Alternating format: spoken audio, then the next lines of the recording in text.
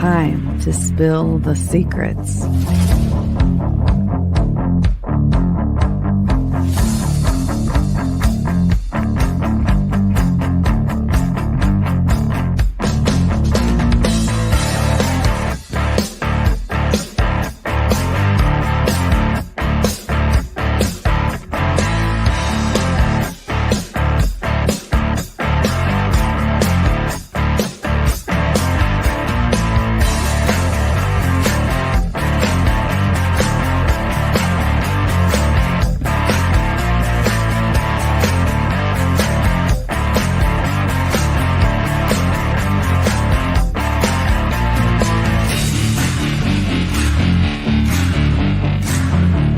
This is Universal Secrets with Tiffany Mack and Kevin Hale.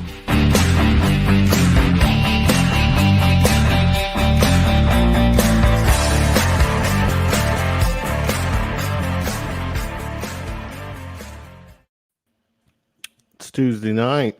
You know what that means. Universal Secrets? That would be us, Universal All Secrets. right. Tiffany Mack, Kevin Hale here on this Tuesday night, July 6th, 2021. How are you, my friend? I'm good. How are you? No, be honest. How are you? Okay, I feel like crap. You got a bucket or something next to you? I do have a bucket next to me. So if I start tossing my cookies, people, I promise to do it off screen. Because really, I call your bluff. Did you have cookies this afternoon? Because that would make it even more. Yeah. Nothing like thring up on a live stream. You would use that over and over again. It would. I mean, I've created memes from you. Those looks you give, the snorts, everything. We're having a good time here. Well, we always have a good time on our Tuesday nights. Mm-hmm. Holiday weekend. How was yours? It was great. And if you'll notice, I have the red lips with the white jacket and the blue top to go with our American theme party night. How's that? By design. Did you? Yes. How long did you plan this outfit? No, it took me about 25 seconds, Kevin. Thank you for noticing. You look amazing. I do notice. I always notice. Family, everybody good on your end? Real quick. Yeah. I see a few people in the chat room that are involved with my family. Yeah, they're dedicated. We're going to give a shout out to our friends here watching with us live every week, and we sincerely appreciate that. Tiffany, I gotta share something with you, and I need clarification. Okay. This was something from the weekend, and I just need to know: was there any fire laws being broken here? Yeah, I mean, it would help. There you go.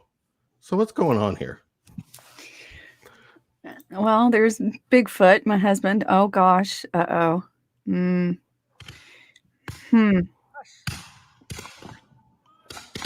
This is where it starts going bad. You narrate. Listen.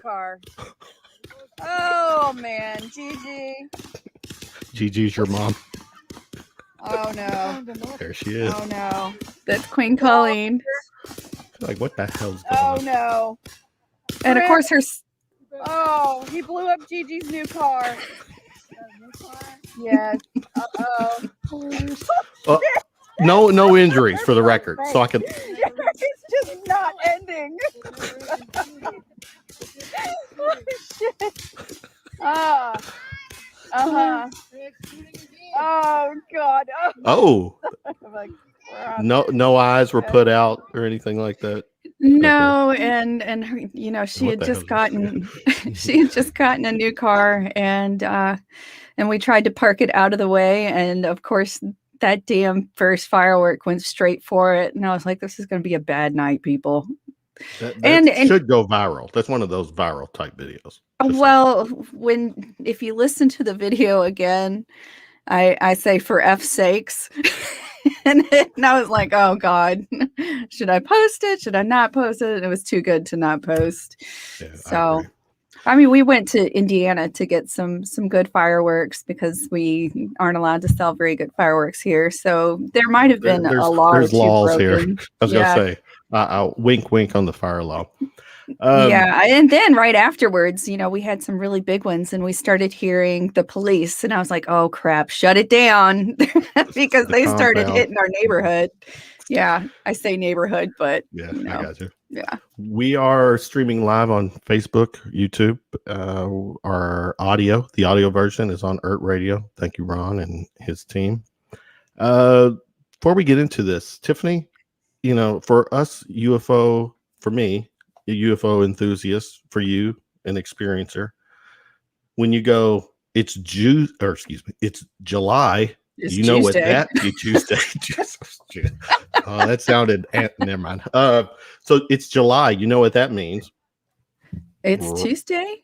Universal Secrets. Roswell. Oh God, see, We got covering What- all the food groups tonight. who's our guest? Wait a minute, let me think. We do have when you as an enthusiast, I follow these guys, Don Schmitt, Tom Carey, for years because the Roswell conversation will always be the go-to when it comes to UFO conspiracies. And there's a docuseries that dropped on Friday, July 2nd on Discovery Plus, and these guys are part of it, and I'm gonna let them share the details of it. And it's some good stuff. The first 3 episodes, it's 6-part series, docuseries, and the next 3 are kind of going to be dropping in consecutive weeks, starting I guess this coming Friday. Before we bring them on, do a roll call. Who's with us tonight? Oh, we have a lot of our regular guests and listeners and friends. We've got Bobby Burgess was the first one to sign on this evening because he is ready to rock and helping us with ERT Radio.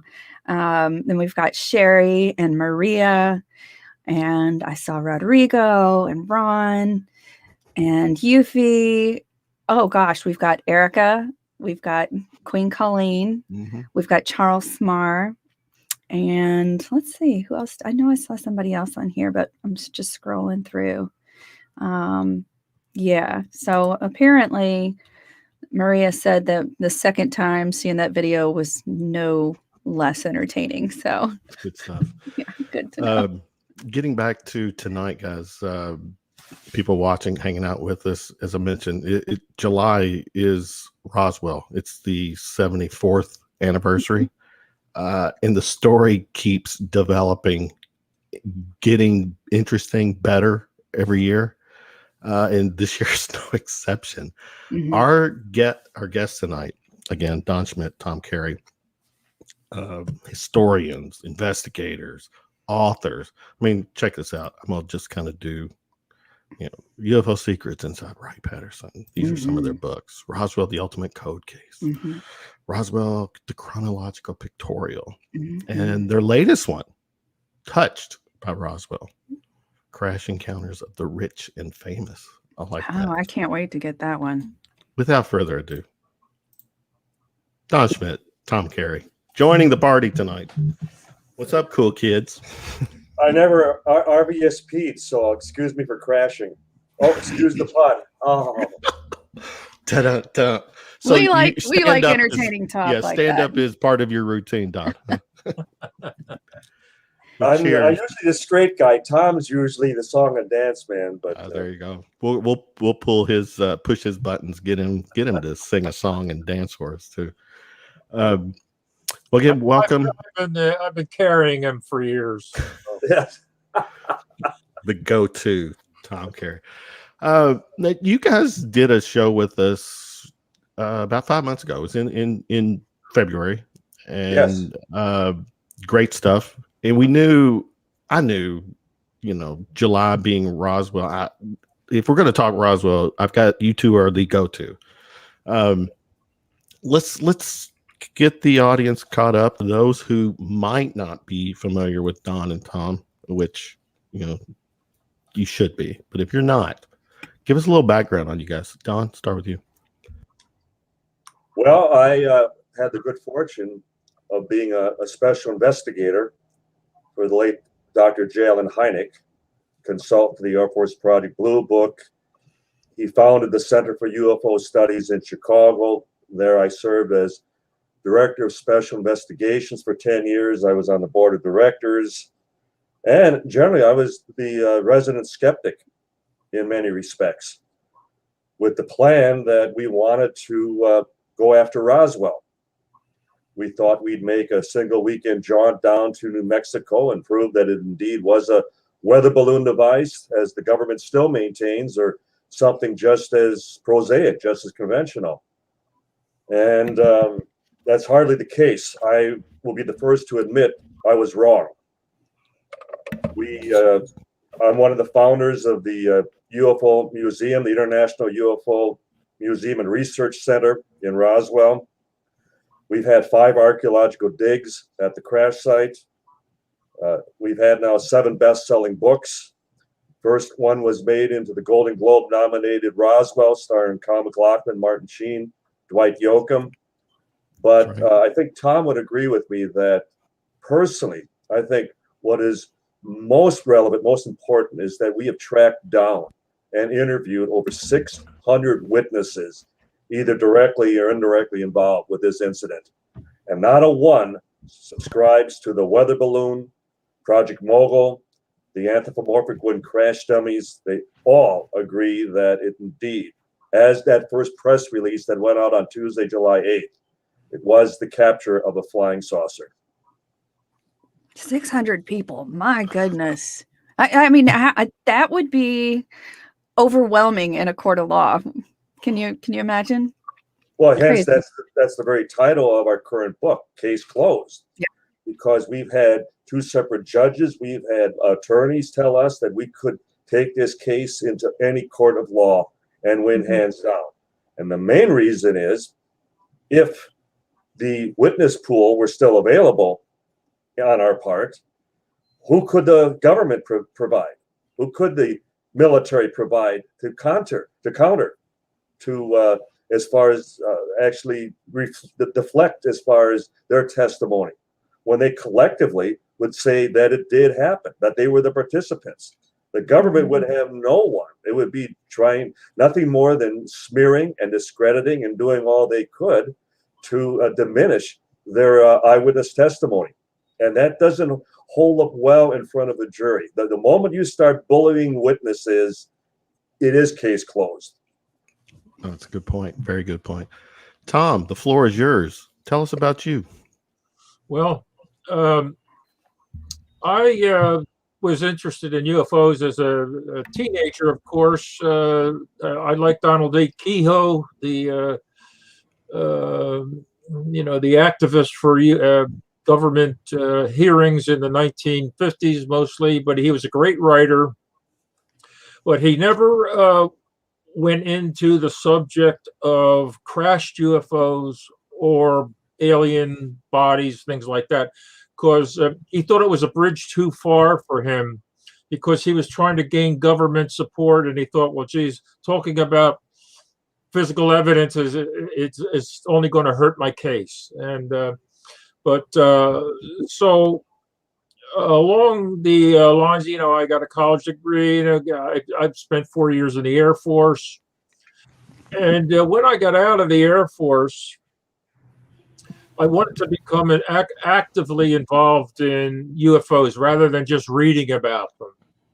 So I joined MUFON, and just to get their monthly journal or whatever they call it. And the next thing I know, I'm the state section director for 5 counties around Philadelphia. I'm like, whoa, what happened here? I just wanted to get the journal. You got sucked in. So I investigated a number of cases, and they were all lights in the sky. Lights in the sky. Oh boy, did you see that light? Last week, boy, I saw a light go over. I don't know what it was, and I'm thinking, wow, this is great. This is not moving the needle at all. It's a light in the sky is a light in the sky. People are still seeing lights in the sky. So, and more so now, a lot more lights in the sky. Oh, yeah, absolutely. There's a lot more satellites, a lot more trash, a lot more planes. Lights, and there's still lights. Mm-hmm. So there was another group to which Don belonged to called CUFOS, the Center for UFO Studies, out of Chicago. And there were these 2 fellas, Kevin Randall and Don Schmitt, who were reopening the Roswell case. I said, "Oh my goodness," because I had read the Roswell incident book in 1980, and it blew me away. It blew me away. It put all the lights in the sky just went away, and it was this Roswell case that really interested me because it was about physical evidence, a crash saucer with bodies and death threats and cover up by the government. It had everything. And so I said, wow, this is great. Well, 9 years goes by, and there's these two guys, Kevin Randall and Don Schmitt with UFOs, reopening the Roswell case. I said, oh my goodness. And as Don knows, part of the legend of the case was that the wreckage was discovered by these archaeologists from the University of Pennsylvania in Philadelphia, where I lived at the time. So I called up Kevin Randall, I believe it was, and I said, what have you done about the archaeologists trying to find them? He says, well, we interviewed a couple, but no, they didn't know anything. I said, well, let me have a crack at it, because I had a background in archaeology and anthropology, and the University of Pennsylvania was in Philadelphia. So that's how I became actively involved. As I worked on that one little aspect of the case for the Randall Schmitt team, and ultimately we did resolve the archaeology part of it. And so I remained with the team, and Kevin left the field in the mid 1990s. He just, I don't know what he just left the field as far as being actively investigating the case. So by that time, I went from being a state section director in Philadelphia to being on the board of directors of UFOs in Chicago. And all I wanted to do was get their journal, right? They had a bi-monthly journal. And so at one meeting in Chicago, this is in May of 1998, I believe, down comes Don from Wisconsin. He's the special guest. He's going to give a presentation. And so he gave a presentation. I forget what, certainly it was about Roswell. And at the end of his presentation, I'm sure he remembers this. He says, well, I'm going to go down to Roswell this month, the end of this month. Does anybody want to go with me? So I looked around, and one other hand went up, and this fellow says, it's 50-50. So to me, that's a no. That's a no. So I said, I'll go with you, Don. And this was like May of 1998, and we've been a team ever since. I just want somebody to invite me to the Roswell Festival. I would love to go. That's something that I'm going to have to do in the future. Kevin, you invite me, and then we'll go together. How's that? We can make that happen. Yeah, we'll make Brent fly us out there. How's that? Okay. Especially next year with being the 75th anniversary. Oh, Tiffany, we're on to something. That's here. it. Yeah, I know. Book coming. Another book. We'll be promoting the book and our trip to Yes. Let me. It's got to be the last one, Don. This has got to be every time we publish a book. I said, "Oh, that's the last one. There can't be any more." And then Don says, "Well, let's. Hey, I got an idea." Yeah. And so, and that's how this Touched by Roswell came about. So, well, stay with that. I'm glad you brought that up. This is the book. Crash Encounters of the Rich and Famous. Elaborate, Don. What is this book about? Well, as even the back jacket implies, what do Elvis Presley, Dr. Edgar Mitchell, John Denver, Demi Moore, William Shatner, Tom You had Brooks, me at Demi Moore, just saying.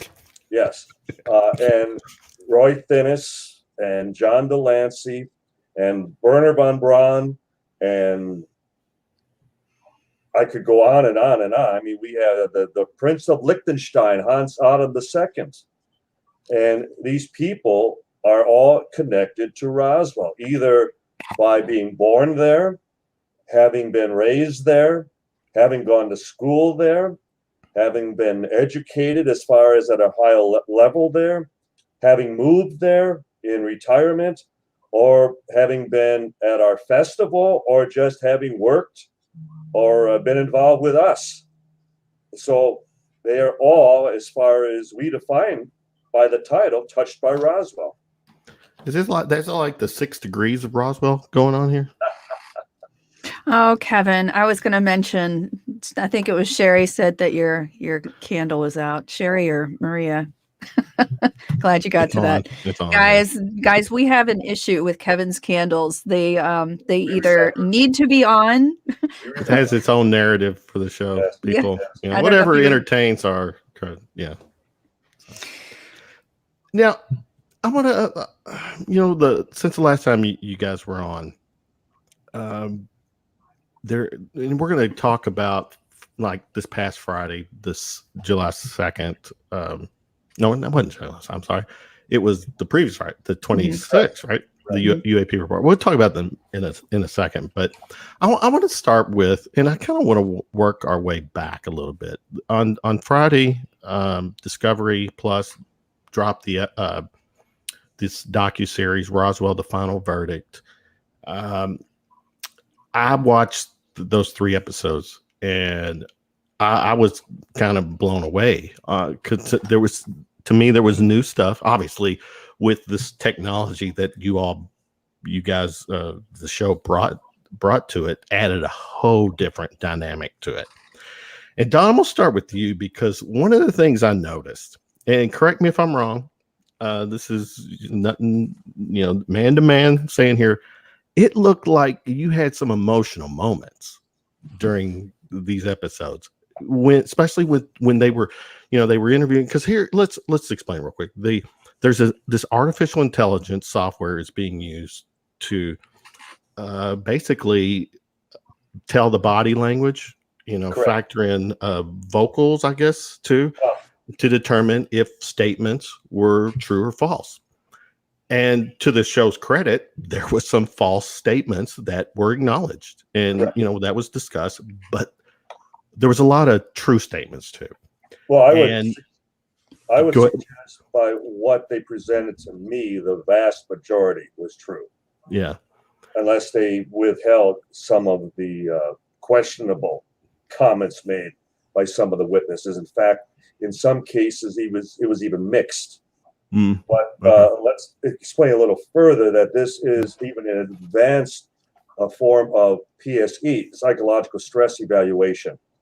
And we've had a number of colleagues suggest, for example, that it's a flip of the coin, that like a polygraph, like a lie detector test, that a good liar can certainly, defeat that type of observation.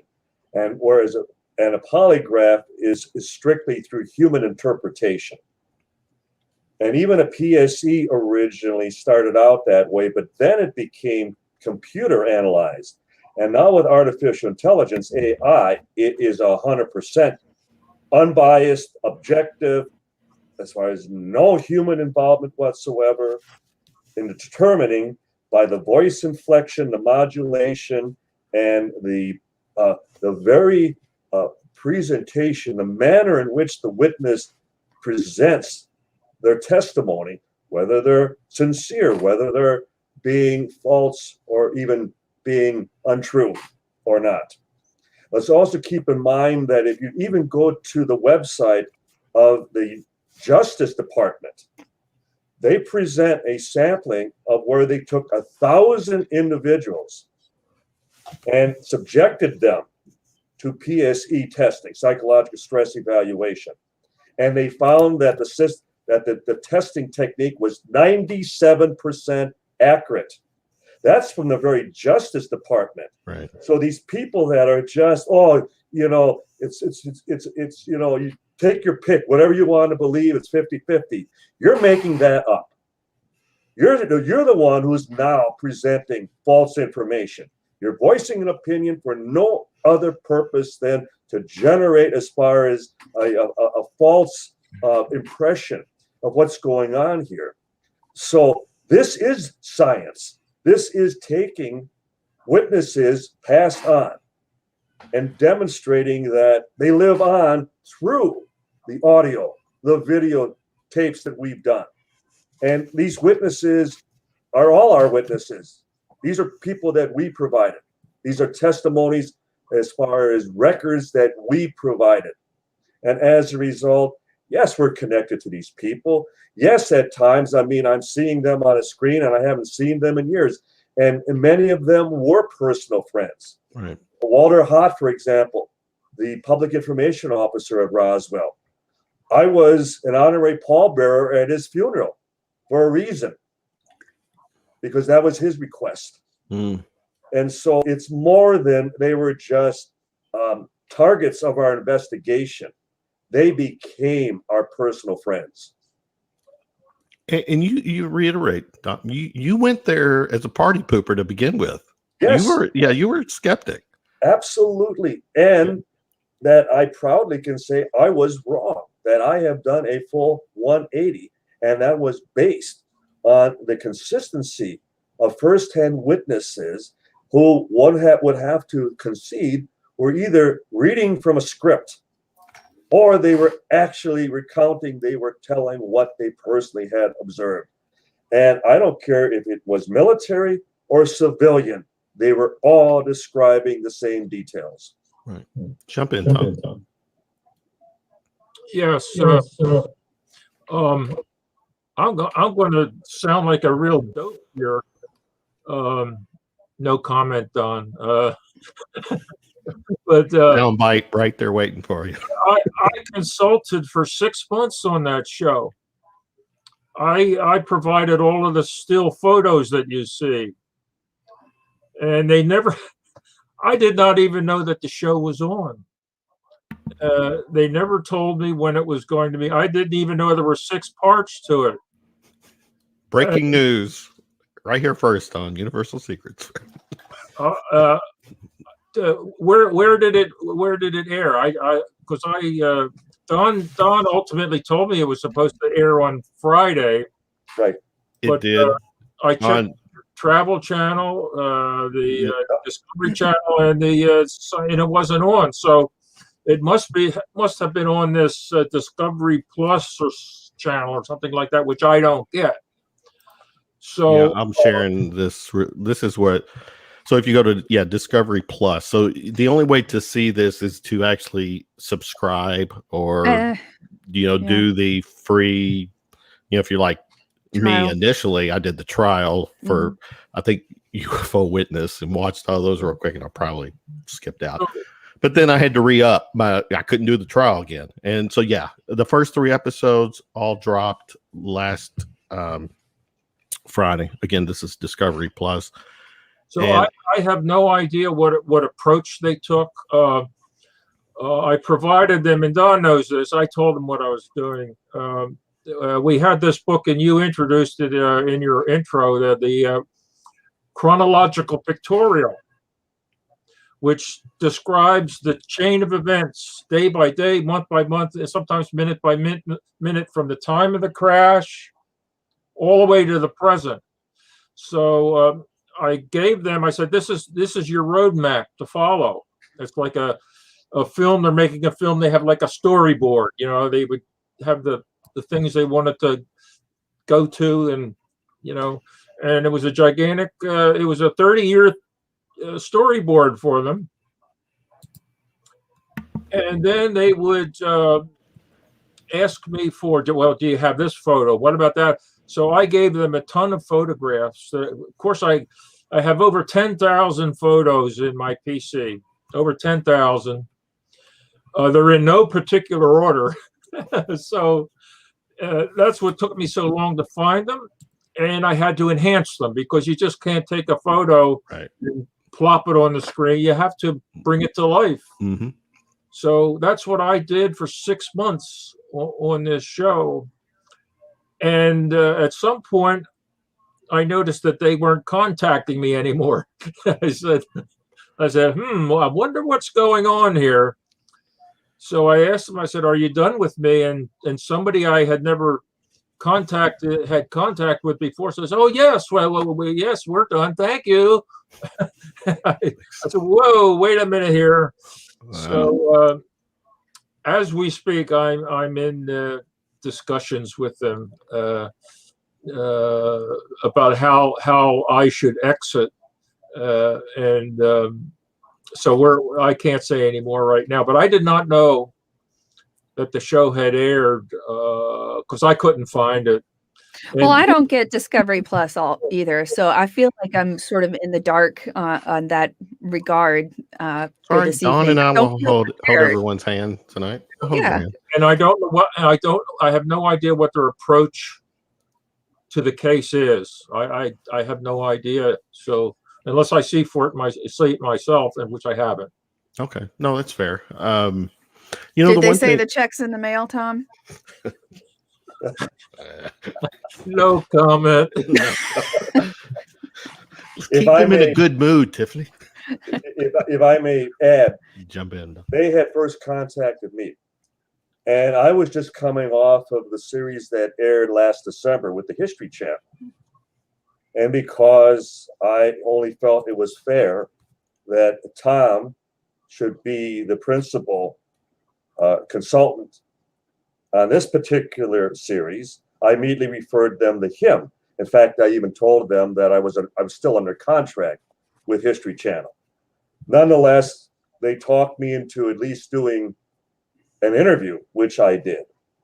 And as you described, Kevin, they filled me in as to what the premise of the series was, and essentially taking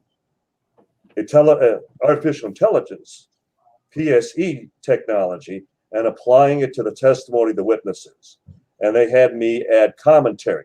They would show me excerpts, and then they would have me comment on the witness, and then they would inform me as to whether a particular piece of testimony was deemed accurate, genuine, truthful or not. Right. And then at times when it was determined to be less than honest, what do you think of this, Don? And I would then add opinion as far as of the circumstances. I know with Frankie Rowe, the daughter of firefighter Dan Dwyer from Roswell, there was a question about something she had said, to which I explained that Frankie tended to get emotional. And I know from past experience, when we have worked with people who have done PSE, emotion can interfere with the evaluation.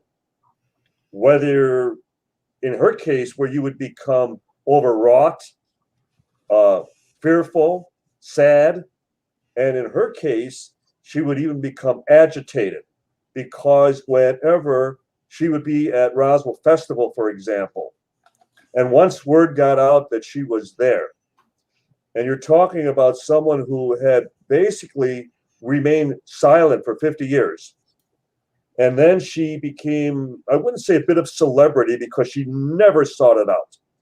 If we asked her to do something, she generally did it, but she did it only because we asked her to participate, to be interviewed. And often she would become emotional right on camera. And many of these directors loved it. Oh, a woman crying on camera as far as talking about Roswell, that type of thing. So I explained how that may have skewed some of the evaluation, and the fact that at times there were people who pressed her, that no matter what she answered, it wasn't good enough. So she would become agitated. And then she would give a glance to either Tom or myself, basically, get me out of this. Do you feel like that maybe that's part of a PTSD type response and Yes, not something that she can control so much? Good point. exactly. And have you seen that a lot of times throughout the years with the other witnesses? Not with a lot of the other witnesses. Frankie, again, was one of the exceptions, because she had by far one of the most traumatic experiences, because she was a child at the time this happened. She was a teenager. And just imagine them, the officers like Arthur Philbin coming to their very home. You talk about feeling violated, and then they be threatened within your own home. Mm-hmm. And then be told later that they threatened to kill you, Frankie, if we ever talked about this again. So just imagine growing up in America and not being able to trust the very people who have sworn to protect you and keep you from harm. I'm hearing this for the first time. I knew Don was interviewed, but I did not know the scope of it, and I never knew that the show was going to be based on these the truth telling. Whether people were telling the truth. I'm hearing this for the first time, and like I said, I consulted for 6 months. A couple hundred hours that I put in, you know what I mean? And I did. Our software, our artificial interview intelligence is saying you're telling the truth, Tom. Right? Yeah. I was supposed to go, and I'm thinking now what must have happened. I don't know if it's accurate or not, but early on, I was supposed to travel down to Washington D.C. to be interviewed. I'm now guessing it was going to be something like Don was just describing. But on the day I was going down with my wife, because she's my navigator, I get lost all the time. We had a huge snowstorm, on the East Coast, so we had to cancel. And the producer I was dealing with said, "Well, we'll reschedule. We'll reschedule it." Well, he never did. He never did. He never explained why. And I'm thinking, well, whatever. I mean, we even we had to take the COVID tests. We had to be tested before we were to be before I was supposed to be interviewed. We took the test, and they came out negative. And so time goes by, and I'm guessing, well, they're not, they must not be going to interview me now.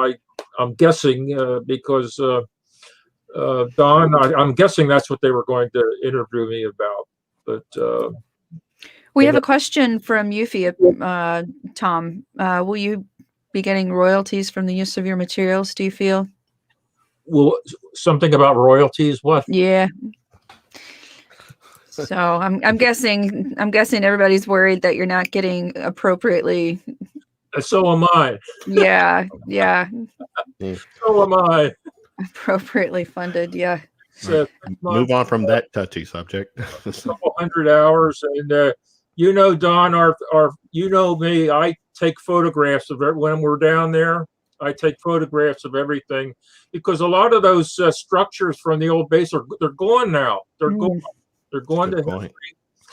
And I don't think we're allowed on the site anymore. But I'm there snapping photos. That's why Don's in all the pictures and I'm not. So, but including my shoes. So yes, so we had 30 years of pictures. That's intellectual property as I understand it. So, it is. Absolutely. I know some intellectual property attorneys if you're interested. Well, in vouching for Tom's situation, for not having even seen it, I will guarantee 90% of the visual in the series is from Tom. There you go. So it saved their own research department a ton of effort. Where else would they have acquired all this material? And that has been the problem for Tom and I from the very beginning. It's amazing how often we're the go-to people when it comes to all of this. And then we're not even in the credits. Right. Bullshit. Okay. Sorry about that, guys. A great example, Kevin and Tiffany, would be quickly. I'm sorry, Tom, but when you remember with X-Files, how Roswell was the opening episode, and it would remain the dominant theme throughout. Even when they brought it back the very first night, once again, it was Roswell. They were out going back to 1947 to the crash site. And they accidentally shoot the survivor, that type of thing. Well, where do you think they got that from? And in fact, because Fox Television had received a pre-copy of the Roswell script of the Roswell movie, where it had us as the protagonists in the film, like a Scully and Mulder. This is before X-Files. And then it premieres, and Chris Carter at a press conference is asked, well, do you take from their research? And his response was, well, let's just say we liberally do take from their material.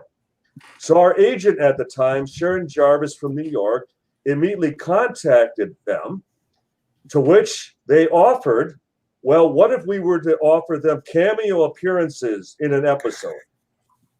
And we thought, wonderful. That'd be fair. That'd be great. Well, then we learned that they were going to kill us off.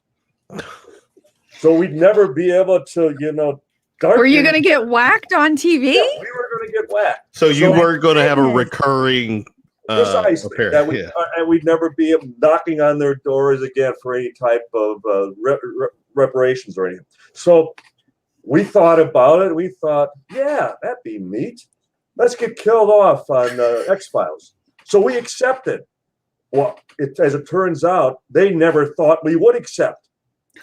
So they walked away. We never heard from them again. Dang it. We're no stranger to this stuff. And it's no different than in writing all the books. All we hear is, well, you guys are doing this all for the money. Well, we had to do all the research.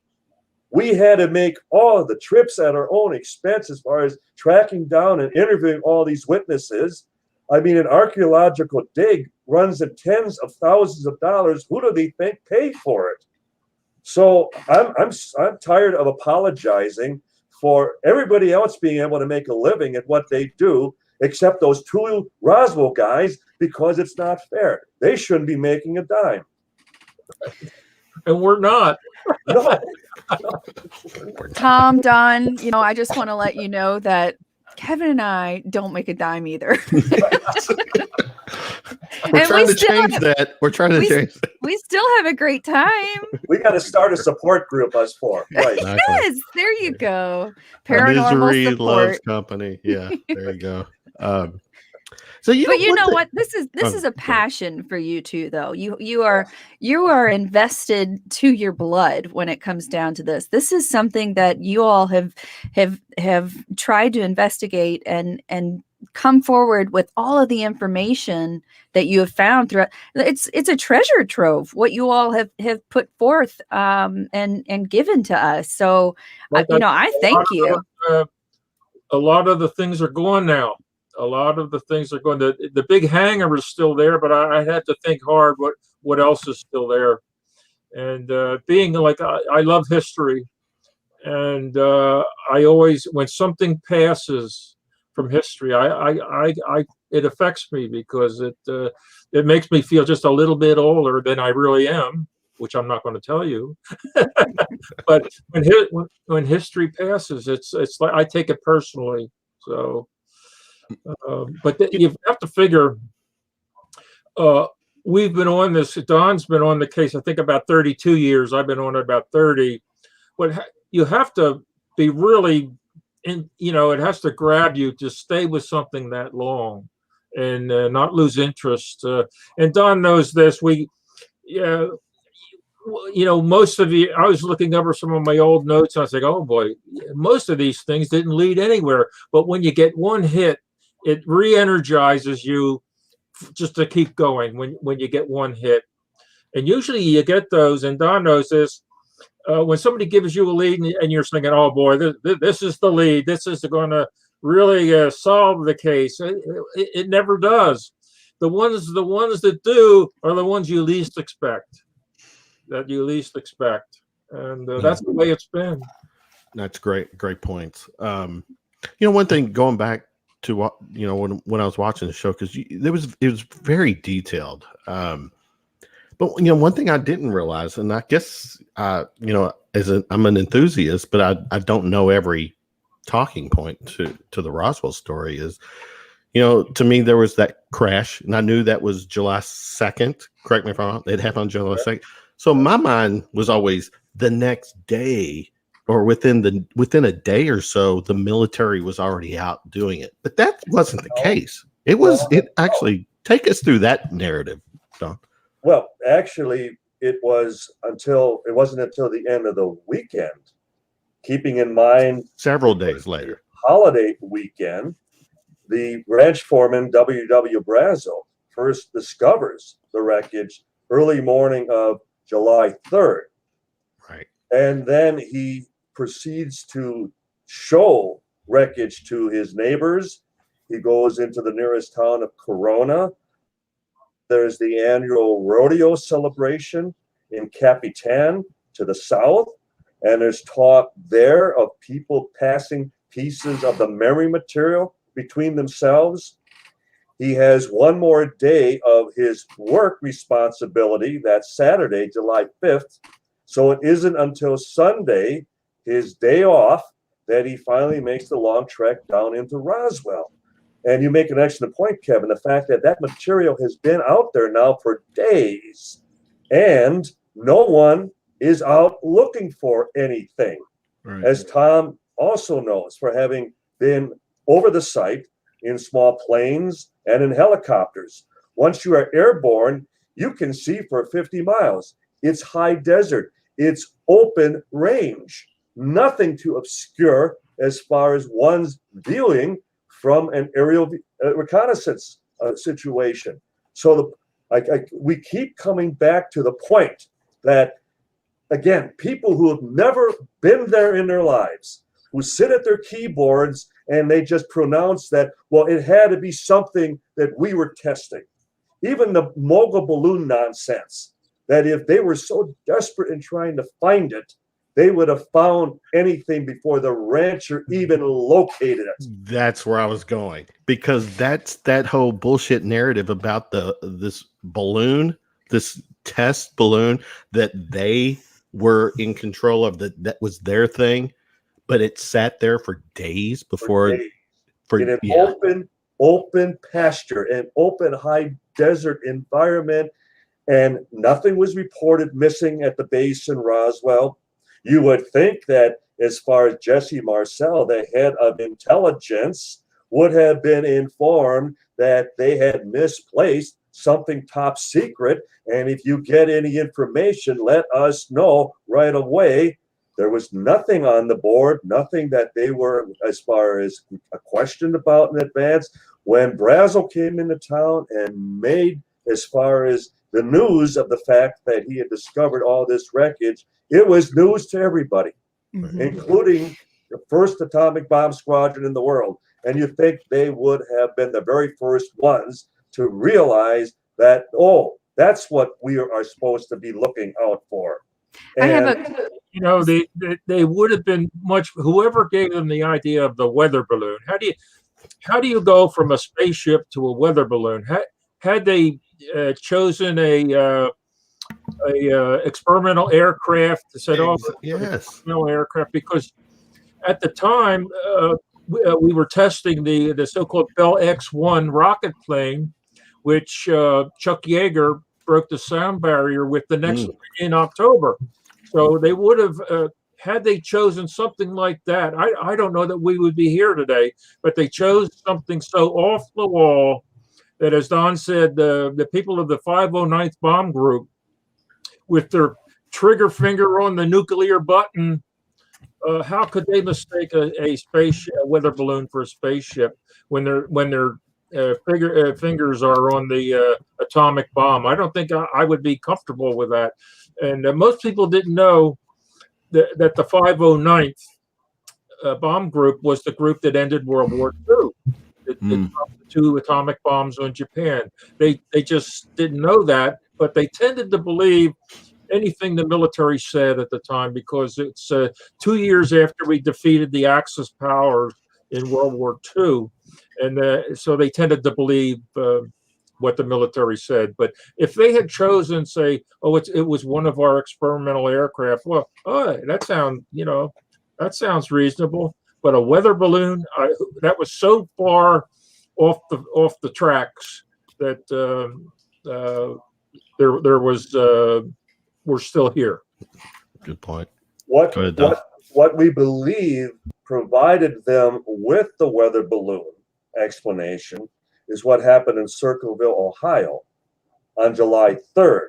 So you're talking the northern portion of Ohio, but nonetheless, it made the state newspaper as far as that Wright Field would have been aware of this. And the headline with the photograph is this responsible for the flying disc reports. It was the Sherman Campbell family, and it was their daughter, Jean Romero, who was pictured holding an intact radar reflector kite in the foreground, which became the very explanation for Roswell. By raising that question on July 3rd, is this responsible for the flying disc reports, this radar kite?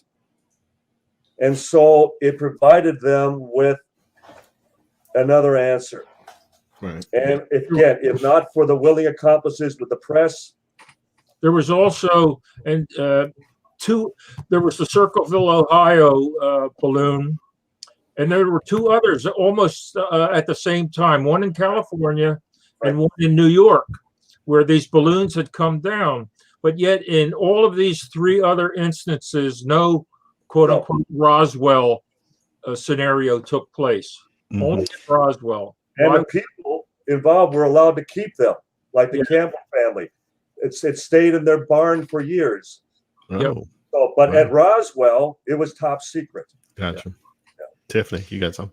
Yeah, so I've had a few comments come in, but one of the questions was there any kind of contact dermatitis or any kind of burns or reactions from any of the witnesses that you all have spoken to throughout the years?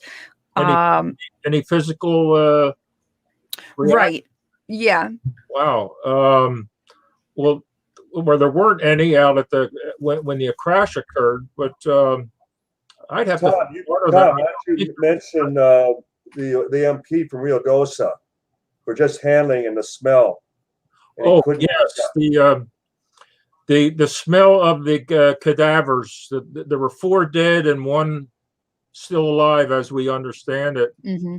And there was some of them, the airmen who had been involved in the proximity of the cadavers, they started feeling unclean, and they go.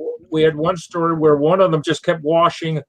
He'd take showers all day long because he felt unclean. And on one of the flights back to Wright Field that carried some of these cadavers, the crew said that they felt they felt strange. They felt unclean. They being in the presence of something so unearthly, unnatural to them.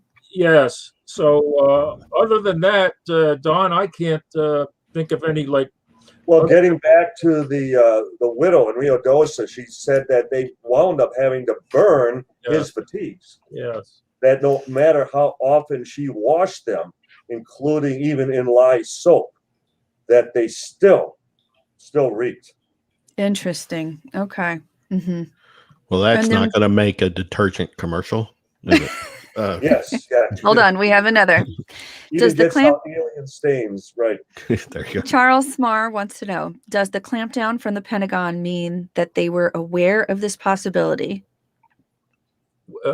You mean the clampdown in 1947? Yes. Or the fact that it's still clamped down, or what? Well, I guess both. I think both. Yeah.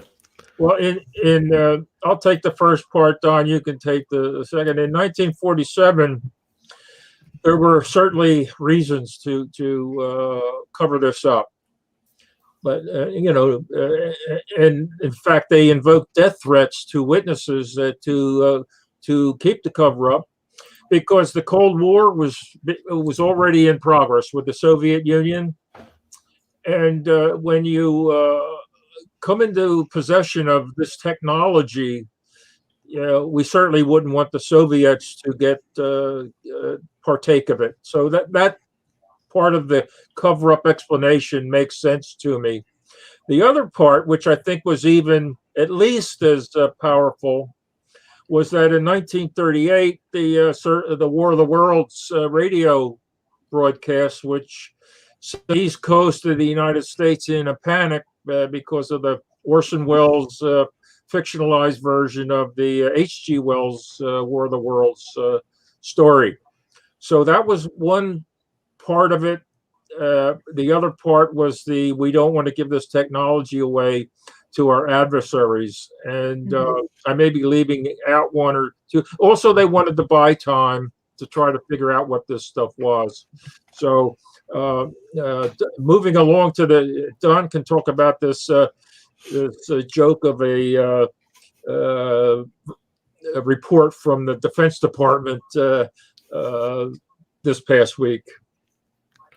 Well, just a quick editorial remark in that it was exactly as advertised. We never predicted or thought it would be anything more than what was released. It was reminiscent of when the GAO report came out, and at least that was 3 times as many pages.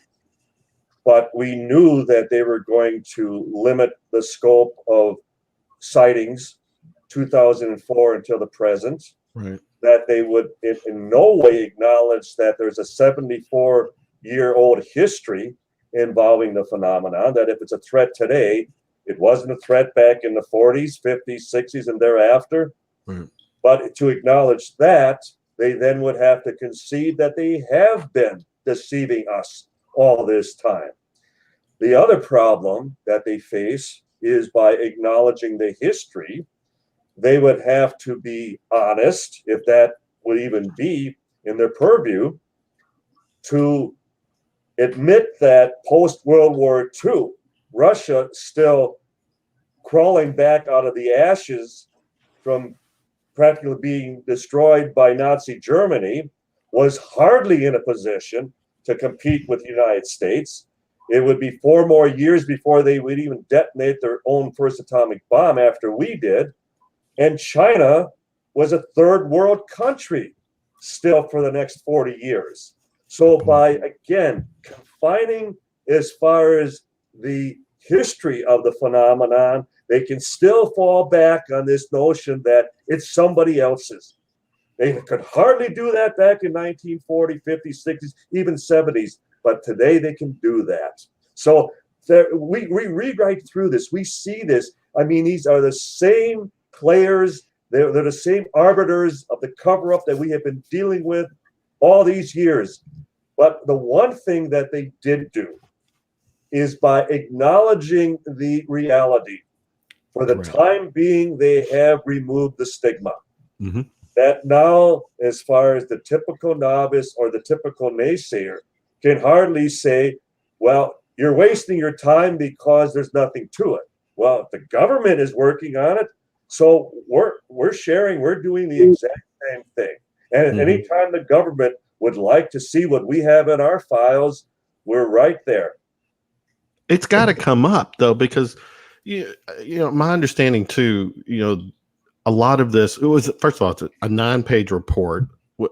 Technically, it's actually only like 4 pages, 4 pages of info, you know, and to your point, Don, it didn't, you know, for me as an enthusiast, I wasn't dazzled. The only thing I got out of it was that it was an official report, and it's something that will continue to evolve, because I think the members of Congress, the people the report was given to, you know, they've acknowledged all these questions. They are wanting ongoing dialogue. But the other thing too to keep in mind, guys, is that this was the unclassified. They were also given, there was also a classified report. Do you, either one of you all, know anything that could have been in that classified report? Well, quickly, Tom, I just want to make a point. Go ahead. My last information is they have not received that classified report. They're still waiting. Oh, I don't know. And even originally, who asked for an extension, but the same old Air Force, that has been controlling the narrative since 1947. They need more time. Well, it's in Congress's hands right now. And as far as the ball is in their court. True. If they do not open up congressional hearings for whistleblowers, what they need to do is provide immunity for military personnel, pilots, crew, SAC officers, as far as decks, as far as sailors, as far as on board ships captains. They need to provide them with a forum to testify to their own experiences, and not limited to just 2004 to the present. They need to go back as far as necessary. And Capitol Hill will be shocked at the number of experiences that their most highly trained military personnel have experienced, have shared, and it will demonstrate that the gag order that these people have been told, you haven't seen anything, there are no reports to write out. So they have been subjected to some of the worst of military suppression since 1947. No, very good point. Tom, let me throw this at you. You know, with now the mainstream media, this is like one of their top, stories every night. And they're having, important congressmen, senators on, sharing their thoughts and how they want to move forward. The pressure is on. To some degree. Okay. Go ahead. When I read this report, I expected something like this, but it was even worse than what I expected. I'm reading this, and I said, I've read this before. And they used as their template, I'm sure, the 1960 Project Blue Book Special Report number 14. The conclusions are almost word for word the same. Oh, wow. Yes, there's something there. We don't know what it is, but we're going to keep looking at it. But it doesn't appear to be a threat to national security. I expected more than that, at least. But so that's 1960. We're now, 60 years beyond that. And that's where we are with, and I'm sure that you're not going to get another report for quite a while, I'm sure, because we put them off for now.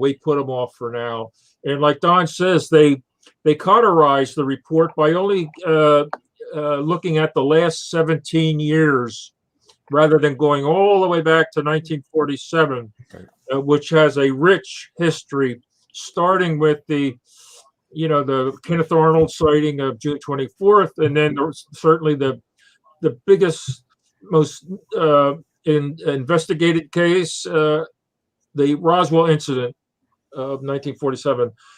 They didn't cover that because, as Don said, they didn't want the novice people out there to realize that they've been being lied to for 74 years. So they managed to limit the scope to military sightings only through radar and sensors of some sort. That really reduces the number of cases. And even of those, they said, 143 out of 144 cases are unidentified. The one that was identified was, of all things, a balloon. Yeah. Balloon, not the balloon. Yes. Not the balloon. That balloon seems to get around for a lot of years. Yeah. Once we get more sophisticated equipment, I'm sure that we can identify the rest. Well, guess what? We've already identified the rest. They're unknown. They look like spacecraft of some sort. They look like technology that is not from this Earth.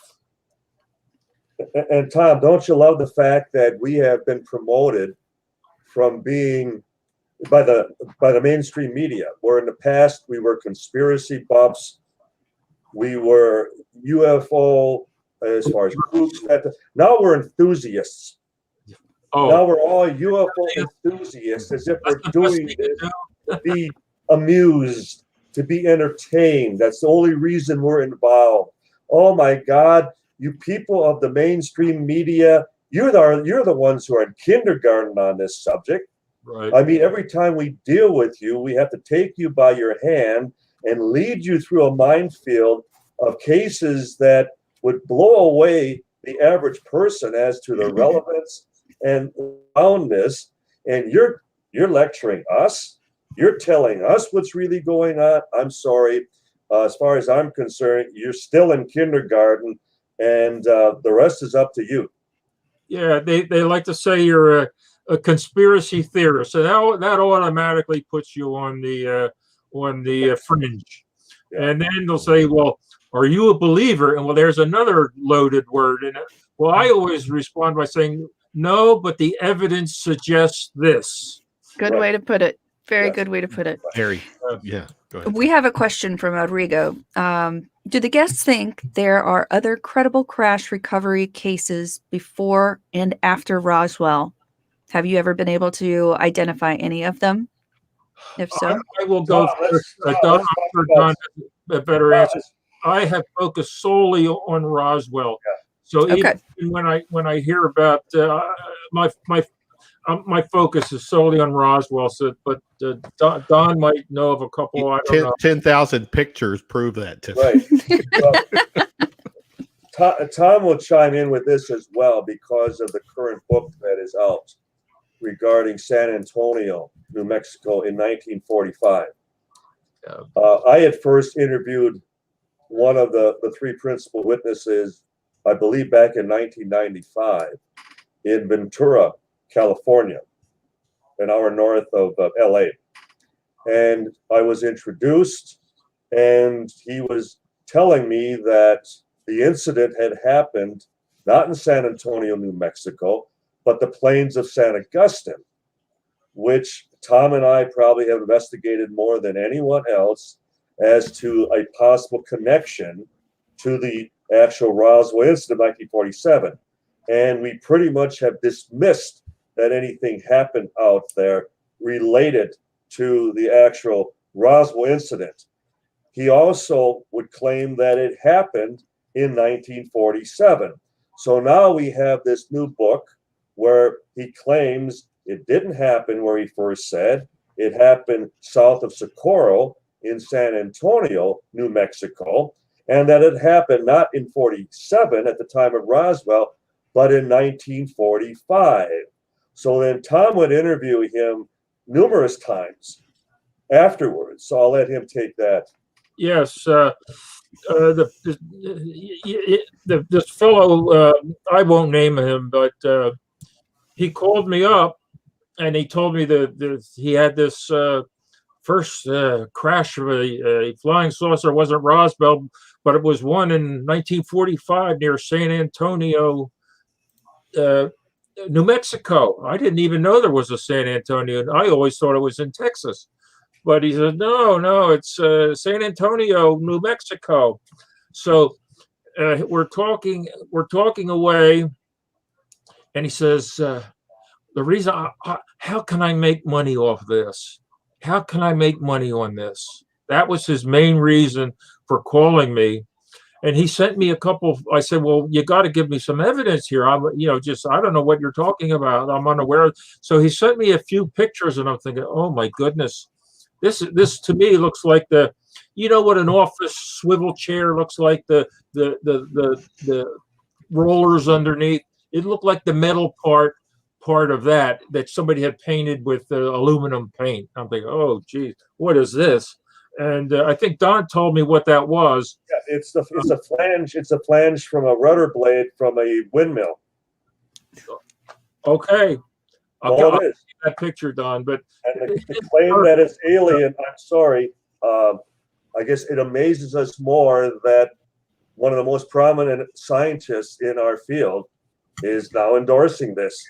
And I'm talking about somebody who has never had a good thing to say about Roswell all these years, but it's like, well, let's try to capitalize on this crashed UFO, conundrum. And okay, welcome to the club, but you better present a genuine case. As far as Tom and I can demonstrate, it is not.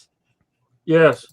So that was why he called me. And when I told him, I said, I don't know about this case. I'm sorry. And that was at least 20 years ago. I'm not sure, but I think they've come out with a book or something. And I'm sorry, the main witness to this was interested in how to make money off of this. And I think maybe the original Roswell investigators, I'm not sure. I think at one point they were quoted as saying, I'm going to make $1 million off of this. And when he realized that it wasn't going to happen, that's when he left the field. You know, it sounds like it reminds me of when they started making bottled water, and then they started realizing that it was just coming from somebody's tap, and they're like, "Oh, fresh from the spring," and you know, you're like inner city Detroit tap water, Flint, Michigan. Flint, Michigan tap water. Yes, Yes, yes. especially Lake Michigan, Jones Island off of Milwaukee. No. Remember when they had the big E. coli? Oh, yeah. 100,000 people in Milwaukee. Yeah, good point. Yeah. I'm sharing on Amazon, people. I put the link out there, their book, their latest book, Touched by Roswell. I'd like to make a small comment about the Touched by Roswell book. Please. Roughly, we have identified 125, give or take 1 or 2 people who somewhere along the line, we're not talking about the Roswell witnesses, you know, like,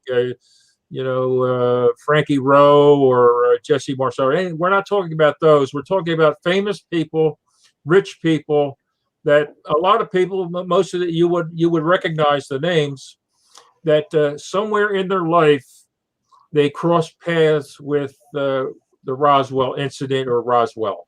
And there's 120 names, and half of those, I think, I counted them up earlier in the evening because I thought I might get a question about it. But there's 65 people of whom we go into depth on, starting with the Crown Prince Hans Adam II of Liechtenstein. Now, what would he be doing about Roswell? But he's the first witness on the stand for Schmitt and Carey. So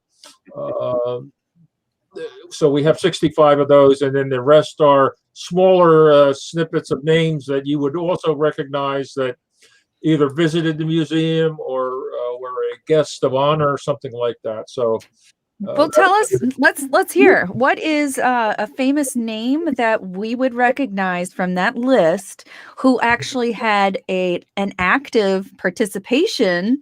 And Sherry, by the way, we gave you the link to make your purchase tonight. Yeah, take care of these guys. Purchases. how about Mickey Rooney? Oh yeah, let's hear about his adventure. Yes, actually, it was his wife. Mm-hmm. His eighth wife. Oh, the eighth wife. Now, I bet she's really, really happy to be the eighth.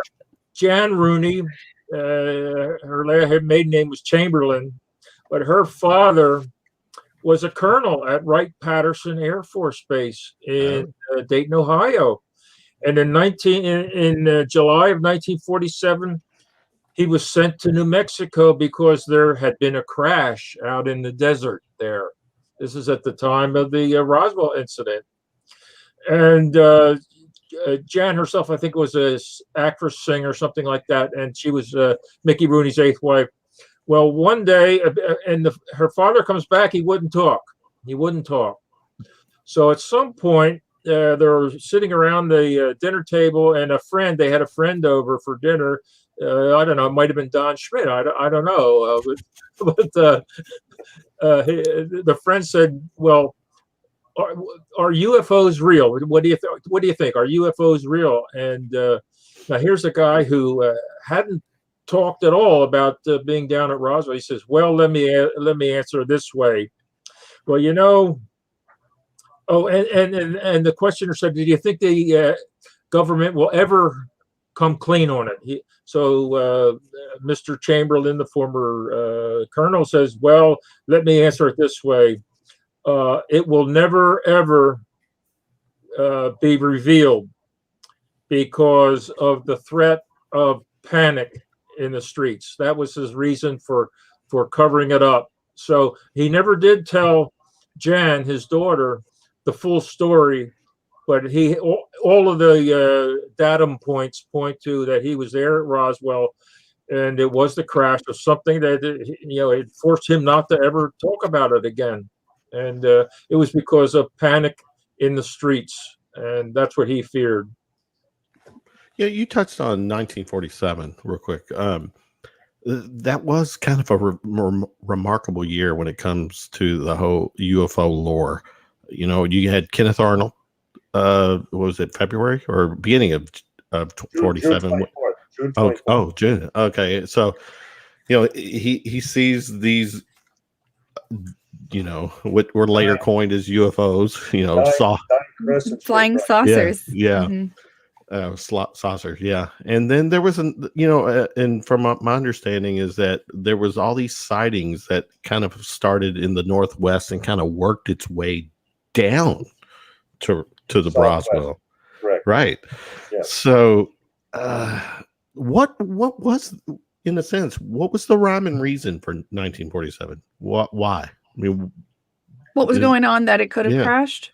Well, or no, I mean, I guess is that I don't know, where am I going with this is why were there a slew of them coming down across the country? Clearly there's this rhyme and reason of something going on in 1947. Let's look at that for a moment. Whenever Tom and I will pose the question, especially to learned faculty, professors, people who should know better, where was the first atomic bomb detonated? You'd be amazed how many, as far as of the well-educated, well, of course, Japan. No. Well, how about 2 hours west of Roswell? Yeah. And that was in 1945. That very first detonation, that flash, is still traversing out through the galaxy as an intelligence signal, like a beacon light. Right. Still. And then in 47, you still had ongoing atomic research at Los Alamos, north of Albuquerque. You had all of the testing of the captured German V-2 rockets at White Sands Proving Grounds, just south of where Trinity Site, the first atomic bomb, was detonated. Well, can we pause for a second there, because we need to go back to your previous statement, talking about what was going on there. So when we look back in history, we have this image of Oppenheimer in black and white, looking very upset and saddened, and he says, "I am death, destroyer of worlds," or whatever. I have become death, destroyer of worlds. Now, he didn't say world, the world, or our world. He said world. So maybe it did have an effect, and he knew the impact was so large that it would go out, like you're saying, going out, reverberated into going out through the cosmos. And maybe still because we know that, the idea of sound waves and light waves and how they continue. I've never really put those two together, but I think I'm seeing what you're saying.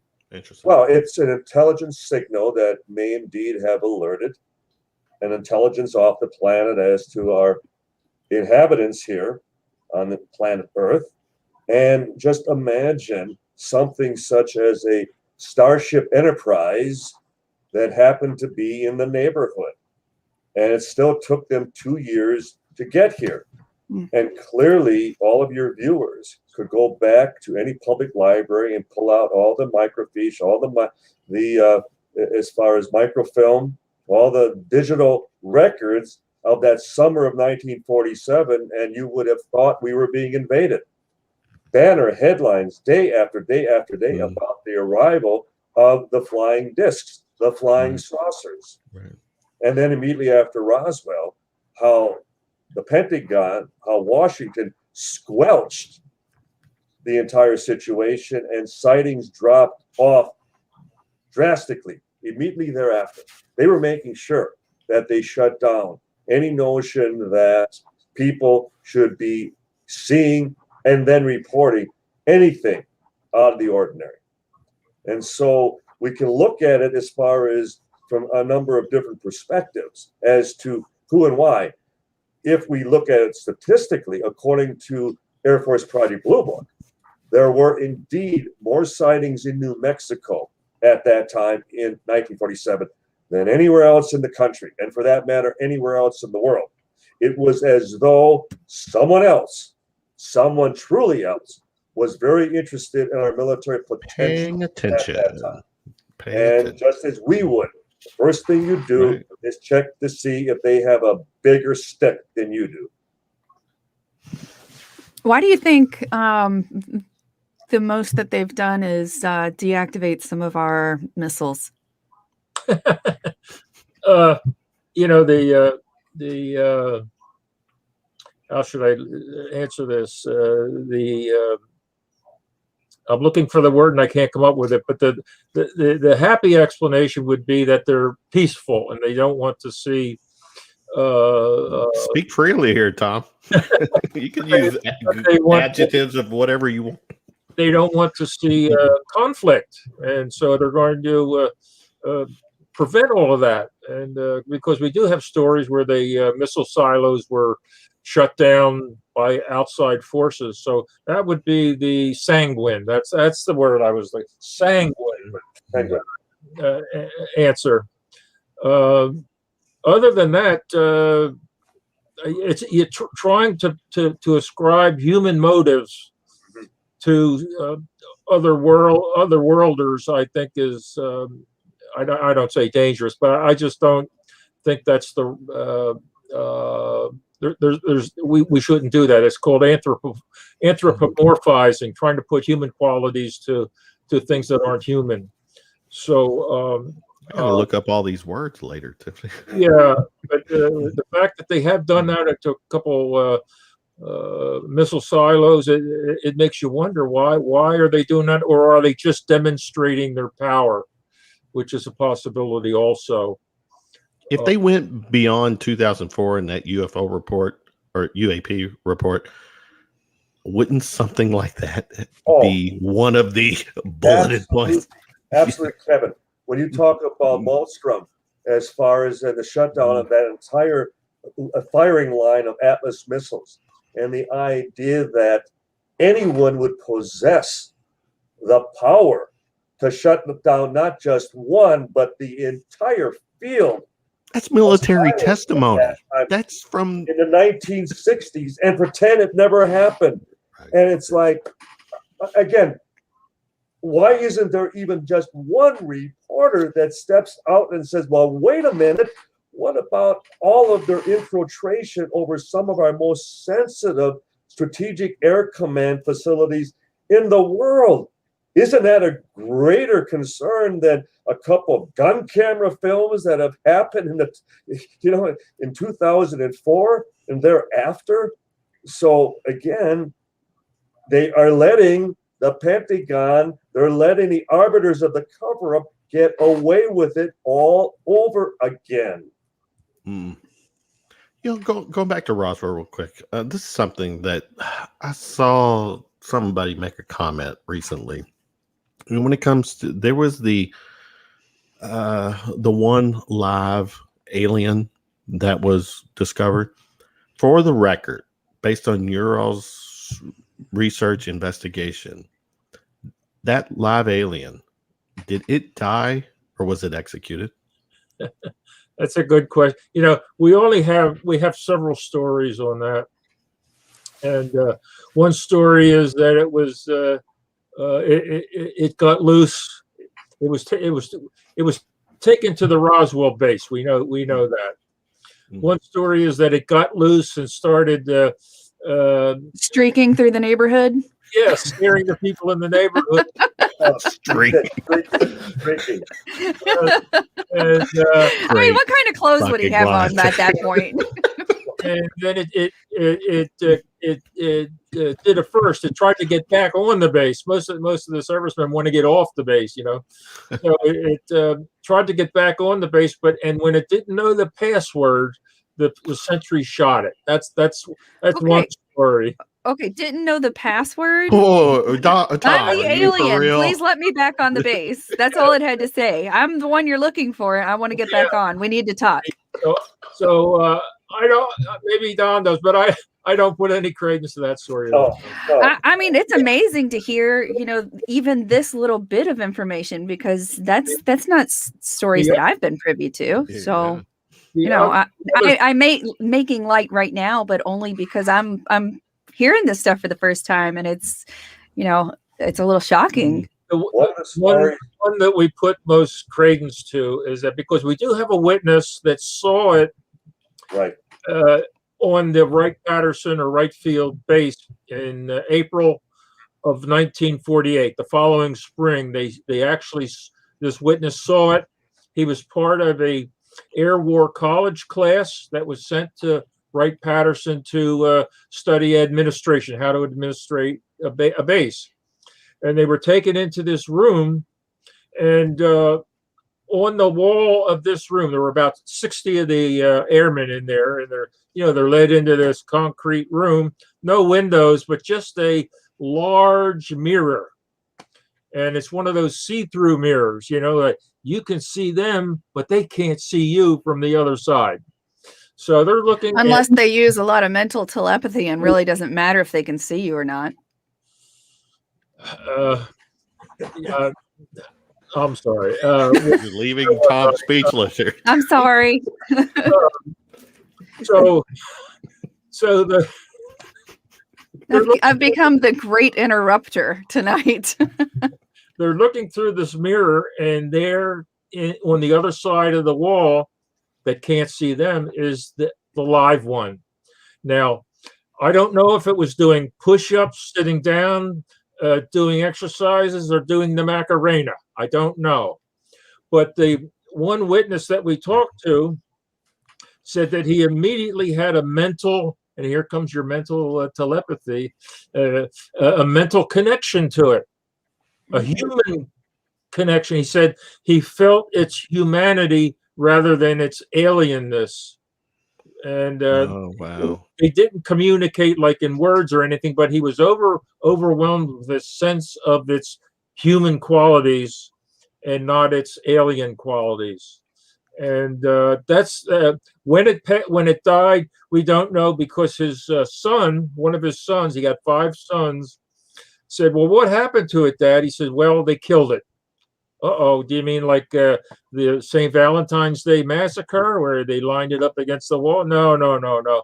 It died during some experiment or procedure they were doing on it. We don't know what year that was. The year 1952 is being floated around. I don't know where that comes from. 5 years after. That's what we know about its demise, was from this one witness who actually saw it in person. Well, go ahead, Don. If I may just digress for a moment, Tom and I had 2 other stories from separate witnesses about a prisoner at the guardhouse on the base, and that one of the MPs became frustrated that every time he brought food to the prisoner, it wouldn't touch anything. And he couldn't help but observe that the fatigues and even the cap that the supposed prisoner was wearing seemed much too large, that it was hanging off of its limbs, and that he was yelling and banging his baton on the bars, like, what's it going to take for you to finally eat something? And then he described that it looked up at him and he saw the big eyes. Then we had a separate account of a JAG officer picking up a prisoner from the base, and the talk from the guardhouse was about the midget that they were keeping inside as far as one of the cells. Well, we know for a fact there were no dwarfs or little people stationed at the base at that time. I mean, they wouldn't have even been afforded, service time within the military. So where would this talk come as far as a midget being within the guardhouse. So interesting that we had almost a similar account describing, Interesting. that possibility. So it demonstrates that we acquired a lot of such stories through the years. And like Dr. Hynek would often comment that even with Project Blue Book, that you still had to sift through the chaff to come up with the wheat, the hardware, the hardcore cases, that type of thing.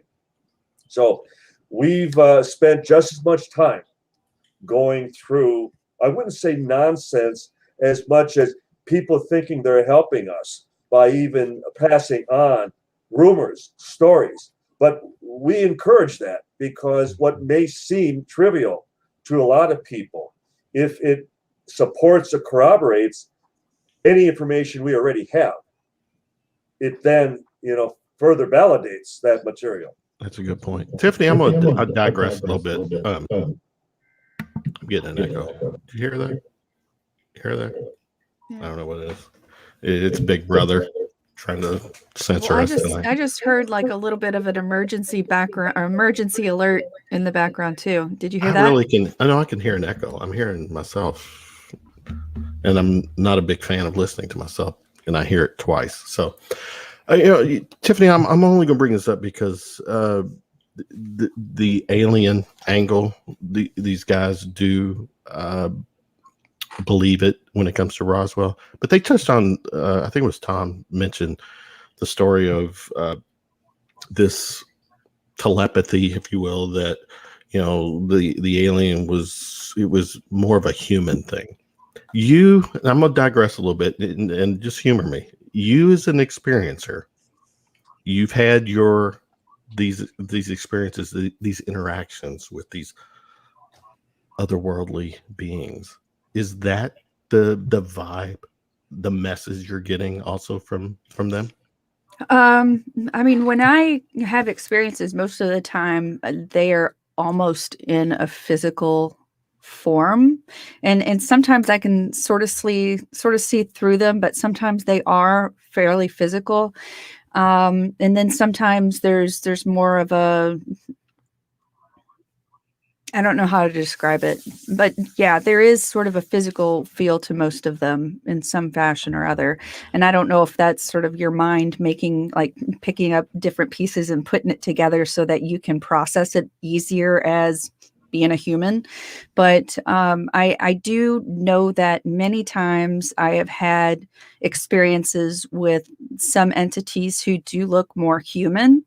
And then others are I can sense a humanity with them. Like he said, I can sense that humanity with them, even though they may look a little bit off and look a little different.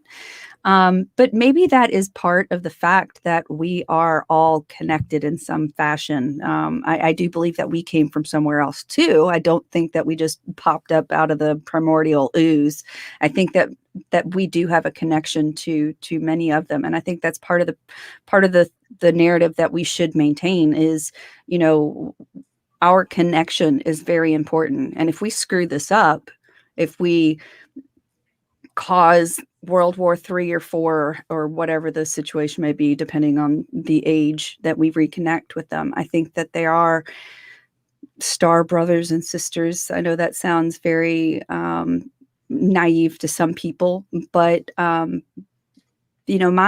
concern would be having this extraterrestrial in a cell, and all I'm thinking about is how are they keeping them alive? Because I guarantee you our situations, our climate, our environment is not probably the best place for a person like him to be.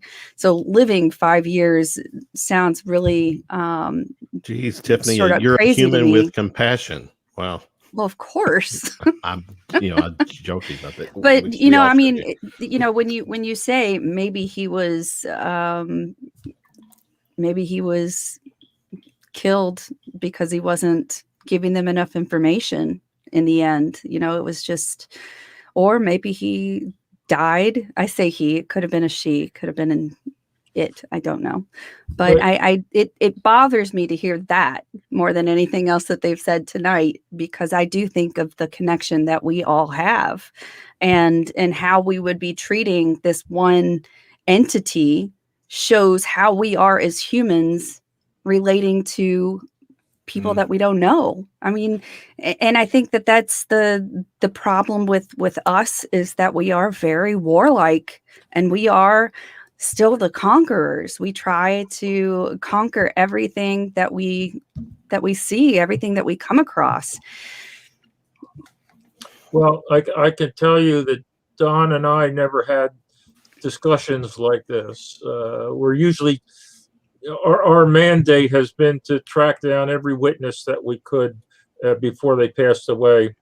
And Don will have to, I don't recall that we ever had like a cosmic type discussion about, recently we've had a couple of discussions about where they might have come from. But that's like less than 1% of our right.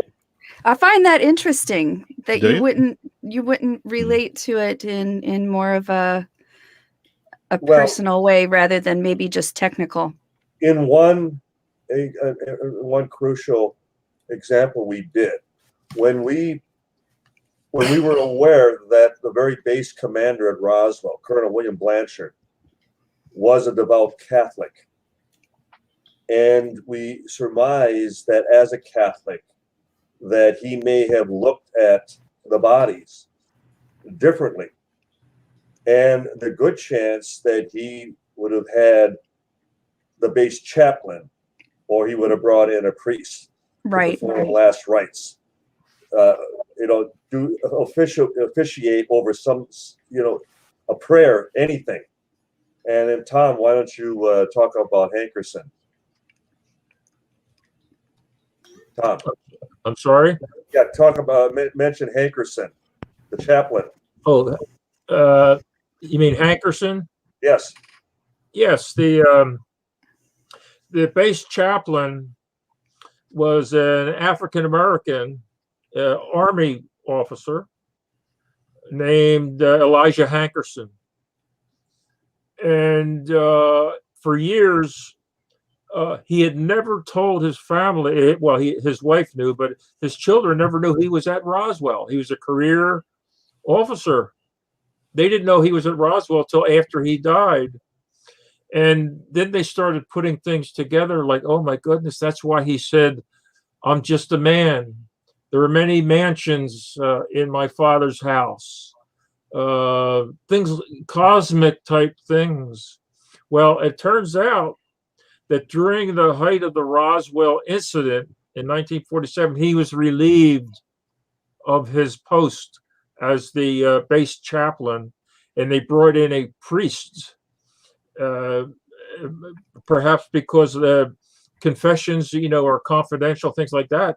But he was relieved. I don't know if he just totally lost it, or as Don has suggested, that a priest would serve as better Catholic, at least Catholic personnel or even others, that he wouldn't repeat what people were saying to him. And I think that's important. That I was raised Catholic, and I always trusted in the sanctimonious relationship when it came down to, the sanctity of the priest's silence. You can tell them anything, and as long as there is not, a child being harmed or whatever the case may be, that they really do stick to that. Well, we don't. Okay, beyond the obvious problem that the Catholic Church has had. By definition, that a priest cannot betray a confession. Mm-hmm. They have to provide sacrilege for 30 days. You can be a serial killer, and the authorities cannot make an arrest of someone if they seek, as far as protection within a church, a Catholic church. So it's interesting that those things are accepted even as far as within the judicial system in this country. So The same with a lawyer. Right. Well, though a lawyer could not provide as far as a sanctuary Right. No. or a client, whereas a priest could. Right.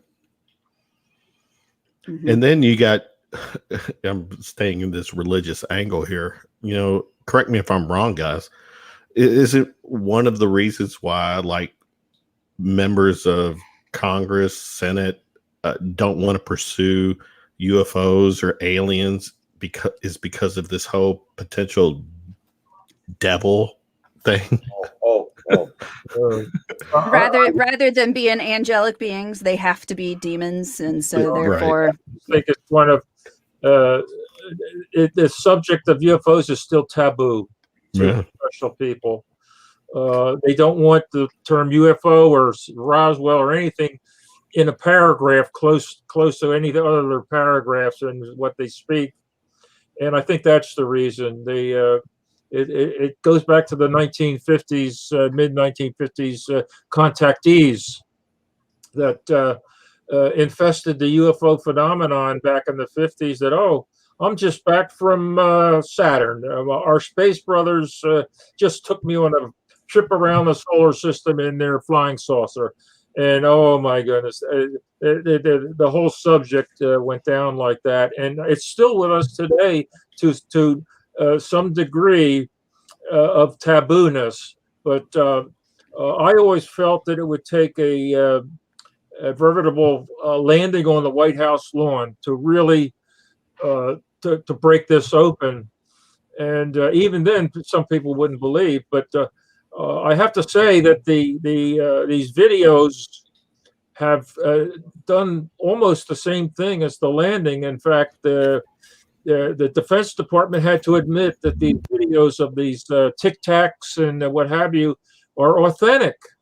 And so, to some degree, that has done the landing on the flying on the White House lawn, at least in my humble opinion. That's why the Defense Department had to come up with a report to the Senate, and I thought it was they were supposed to come clean on what they knew about UFOs. That was my initial impression as to what they were tasked to do. Give us a report on what you know about UFOs, and they came up with this little I don't know what you would call a little tidbit that'll hold them for a while, and so. I don't want to start any controversy here, but I got to bring this up. Since December of 2017, once that the videos came out, the Tic Tac, the times, everything about that incident up until now, the who's who of the ufology world are at odds. You guys are, you two have stayed true to doing your Roswell thing. And again, when it comes to me, that is the story, the great conspiracy, and you two will always be my go-to when it comes to Roswell. But how do you, from the outside looking in, and you see all these people kind of going back and forth, and I'll just say it, Elizondo, Corbell, Greer, they're all just kind of at each other. Is this, where do you all stand when it comes to how these guys are kind of, I don't know, are they in the forefront now with, I guess they kind of are. Because they're the kind of the go-tos, with Corbell, Elizondo, when it comes to the Christopher Mellon, the guys that are on mainstream media telling this story right now. Are they? And I've always said that you guys, Greer, all of it. I mean, so many of the people that in the past have been turning this UFO jar. Is it now to the point where Corbell, Elizondo are the ones making the final turn to kind of why don't we throw in Tom DeLonge as well? There you go. Yeah. And what you're the type of soup you're talking about right now is, as Tom knows, we've experienced with all of our military contacts that there's this growing faction within the military for years wants this all to come out. They want to have access to the files themselves. But then with Project Mogul and then the crash dummies, it was clear they were trying to nail the lid down once and for all. That's not going to happen. And then we're getting some of this disinformation that, well, there's a large group within the Pentagon that believes this is demonic, that this is supernatural, that's the reason we shouldn't ever, divulge the truth. To me, that's a red herring. It has nothing to do with the nature of the phenomena. It hasn't demonstrated it's demonic in any manner, shape, or form. It's nuts and bolts. I mean, their encounters and the tracking on radar and the physical trace cases, we're dealing with someone else's hardware. I'm sorry. It's just simply the case. But then you talk about the current crop of ufologists that are proclaiming that they're the new experts in town when they have absolutely no backgrounds on the subject, no historic backgrounds. Right. In my conversations with Luis Elizondo, he doesn't want to talk about Roswell. He'll say anything but that. And I finally accept it's because you know nothing about Roswell, Lou. That's all it is. Okay. You've never so much as read a book on the subject. Mm-hmm. So that's why you don't want to talk about it. And then the other that doesn't make him. No. Yeah. But then just tell me that. Right. I mean, he makes it seem like it's because it's still something Machiavellian, that there's still something so very sinister and dark about Roswell. Right. Yeah. And if you do know something, well, I think of two people you could possibly confide to. It should be Tom and myself. At least give us that. And so the other problem Tom is Carey, not Tom DeLonge. Yes, exactly. Well, yeah. I say we Tom, we need to make that's the only Tom I ever talk about. This rock star that's on our show right now. Yes. And then just imagine, I'm a whistleblower in the military. I have footage, I have film, and I go to a filmmaker. What am I trying to get a movie made, or am I trying to make a difference? Am I trying to really get something out to the mainstream media that it may have some impact? It may have, some effect as far as on public opinion. So I have a large number of some of the older, as far as historians in the field, that have been working on this longer than Tom and myself. And they right now are feeling not only dejected, but they're also feeling as though this is again by design. This is intentional, that they are purposefully not going to those who would know better. They would know the deceit. They would recognize the disinformation for what it is. And the people you're describing, because they don't have the backgrounds, they would just take whatever they presented and run with it. It almost smacks of the whole MJ-12 document scenario back in the late 1980s, that the novice supported it, believed in it, but those of us who recognized it for what it was, we immediately demonstrated it was a hoax. Mm-hmm. And they learned, the powers that be learned, stay away from those who can expose you. Stay away from those who will recognize the disinformation for what it truly is. I don't know this. Go to a Tom DeLonge who thinks that Roswell was a German bell. Die Glocke. Say it right. Tom and I are done. Thanks, Tom. You looked at Roswell all of one day and you solved it. Boy, thanks. We're done. There goes my theory. You mean it wasn't a German bell? Yeah. Dang it. Yeah.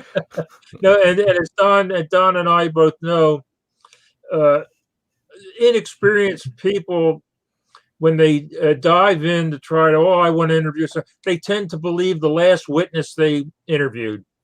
It's just what happens. The last one they interviewed, that's the one they believe. And that's what you're running into with a lot of these new experts, And then I just quickly commenting about Stephen Greer.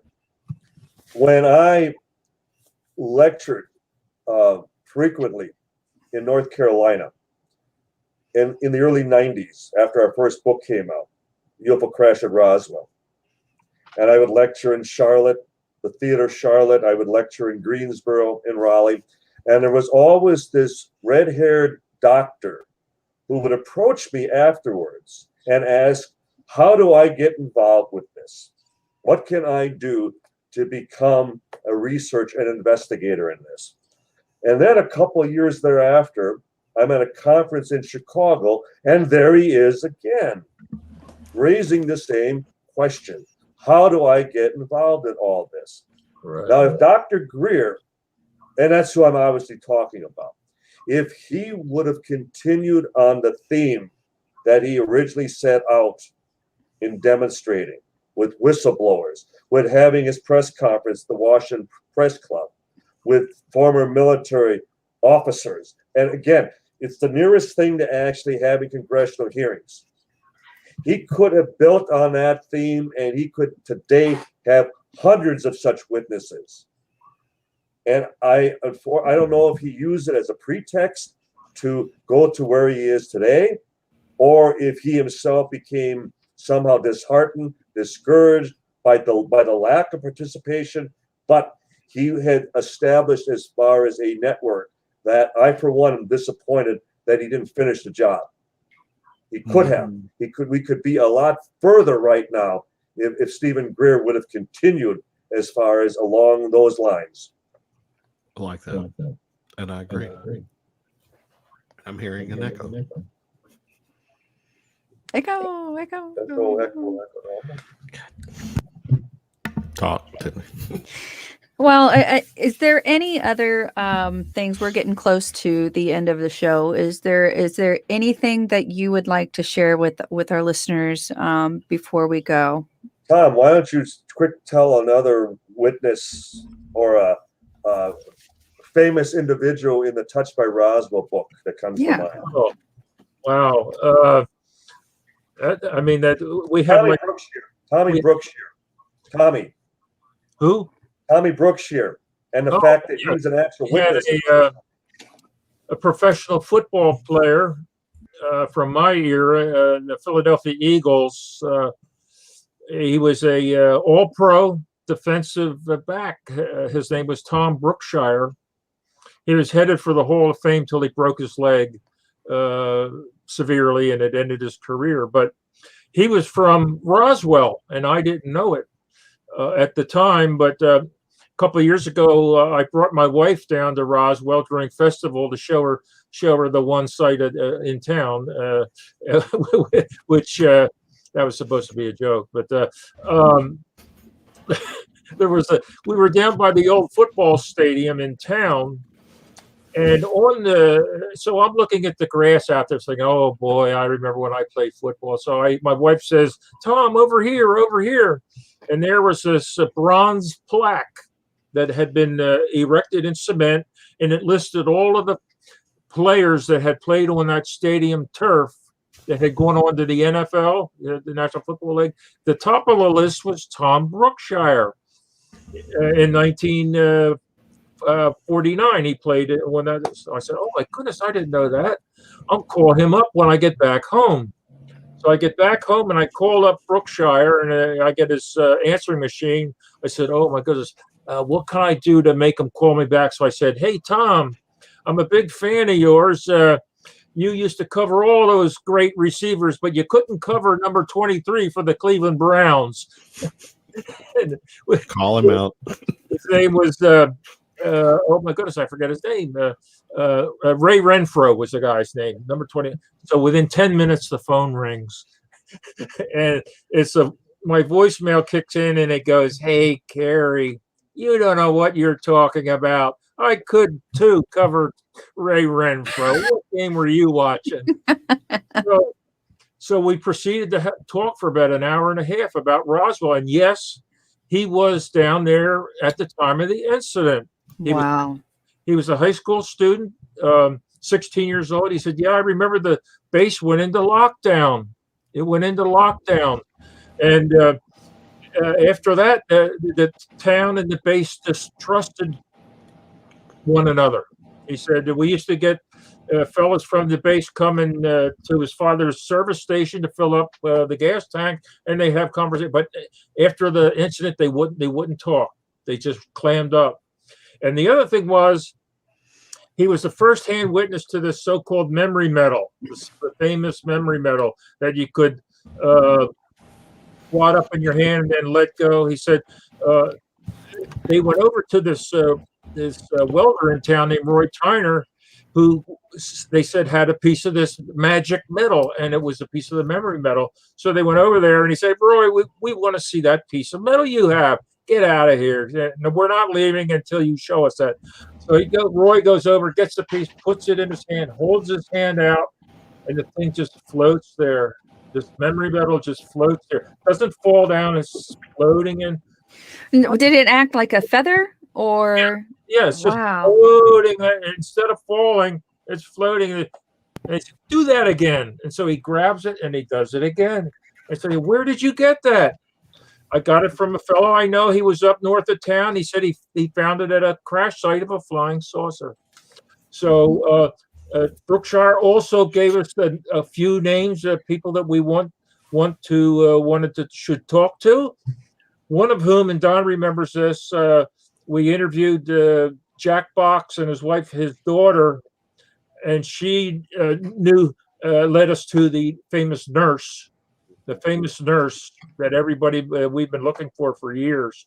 And so that was Tom Brookshire, and NFL hero, played for the Eagles, was a terrific player. And I talked to him like we had been friends for years. That's how he was. One of my favorite announcers too. He was a CBS football sportscaster with Pat Summerall. Right. Yeah. That's one of my favorites. Him and Pat. Yeah. Pat Summerall. I have to say, I don't have a clue who you're talking about. It's a guy thing right now. It is. Yeah, it is. Exactly. All right. We'll bring you back in no, that's okay. I'm just. Yes, football, here. That oblong object. Yeah. So. Yeah, I mean, Sundays, is it football or is it football? Yeah, he and Pat Summerall were the top broadcast team in the 1970s of NFL games, and Brookshire went on to create the 24/7 in Philadelphia, the 24/7 all sports talk radio station. It's still going today. See, we can mix sports and aliens, Tiffany. Just play along with us here. I will, yeah. Maybe there's some hybrids out there that are really killing it in the sports world. Some of those aliens have been first round draft picks. They may have. Yeah. I don't know. I don't have an answer Trophy for you. Winners and all that stuff. For the record, Don, is there any living witness or any witnesses still living? If there are, they're unknown to us. They would be at the youngest in their early to mid 90s. Yeah. Oh, wow. And it's still possible, but we're now as far as you guys have looked under every rock, right? Oh, absolutely. When you talk about having interviewed over 600 witnesses. Yeah. But that's there's a 601. Is that what you're trying to say? Well, it is over 600. It's just that we're no longer counting because now it's a trickle. But we are focusing on the families. We continue to get some deathbed testimonies, which again they solidified all of the first-hand information. So the point is, no one's deviating from the script. That's still the amazing thing. That any investigator would tell you that 10 people witnessed a car accident, you get 10 different versions. Mm-hmm. That is not the case with Roswell, whether military or civilian. They are all telling because it's such a unique, such a profound event, leaving this indelible impression on their very psyche that they don't need to embellish. As far as sensationalize in any way. It's the biggest story of the millennium. still. I will tell you one thing. When we talk about deathbed testimonies, I had one of my own Share with that. my grandfather, who was a part of the Strategic Air Command. He got in 1947, I believe. Whoa. Whoa. What? Yeah. Are you shooting me? Yeah. Really? 4 years? No, I'm almost positive. I'm sure I'll get a text here in a second from my mom to validate that year. But anyway, so along the line, he just passed away maybe 5 years ago, and I really had some questions for him before he was dying, but he was still in his right mind, and that was the sad part, seeing someone who's 87, 88 years old and just really wanting to still live life. And I sat down with him, and I really had nothing to lose at this point. But I said, Granddaddy, I really want to talk about something, and it's a little bit difficult for me. What would you say if I told you I had been in contact with at least 6 different types of extraterrestrials? And he looked at me, and he On sort of his smiled. deathbed. On his Yeah. death. I mean, Yeah. he only Okay. died a few days later. Mhm. And he said, I would have to say you're crazy. And I said, okay. I said, do you think I'm crazy? I was like, it really happened. Start freaking out because my grandfather is saying I'm crazy. And he goes, you're not listening to me. He goes, I would have to say you're crazy.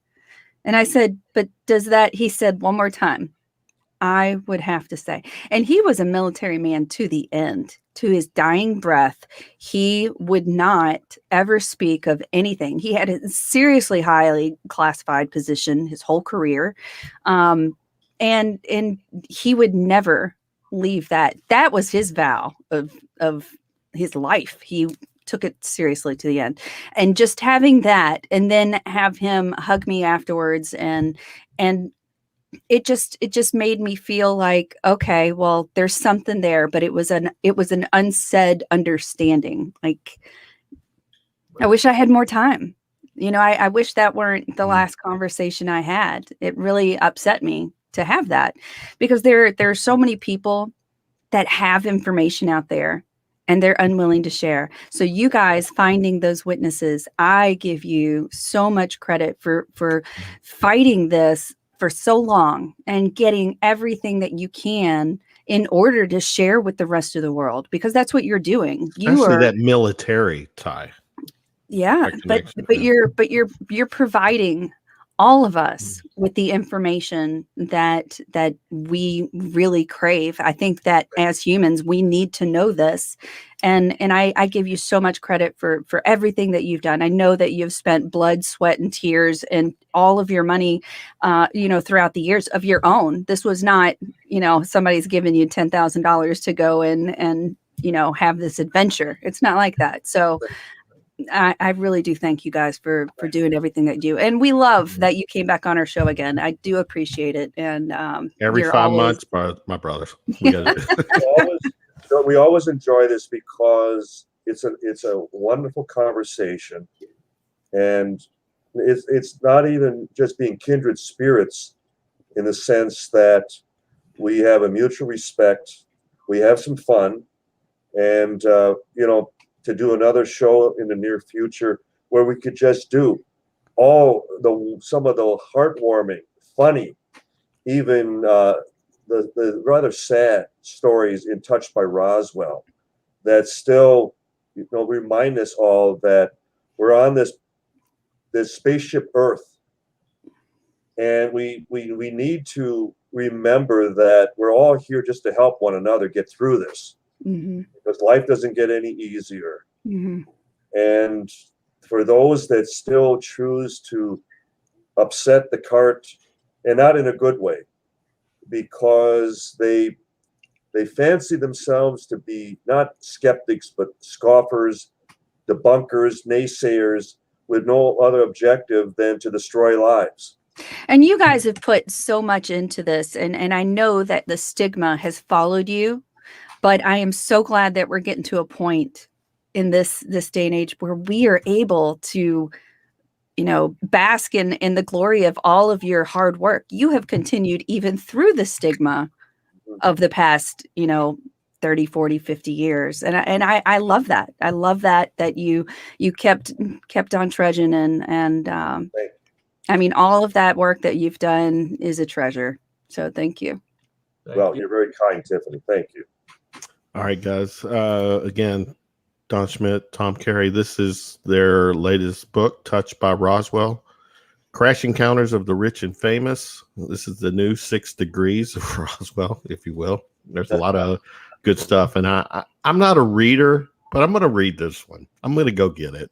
It's a good picture book, Kevin, so you'll enjoy it for that reason. It's a picture.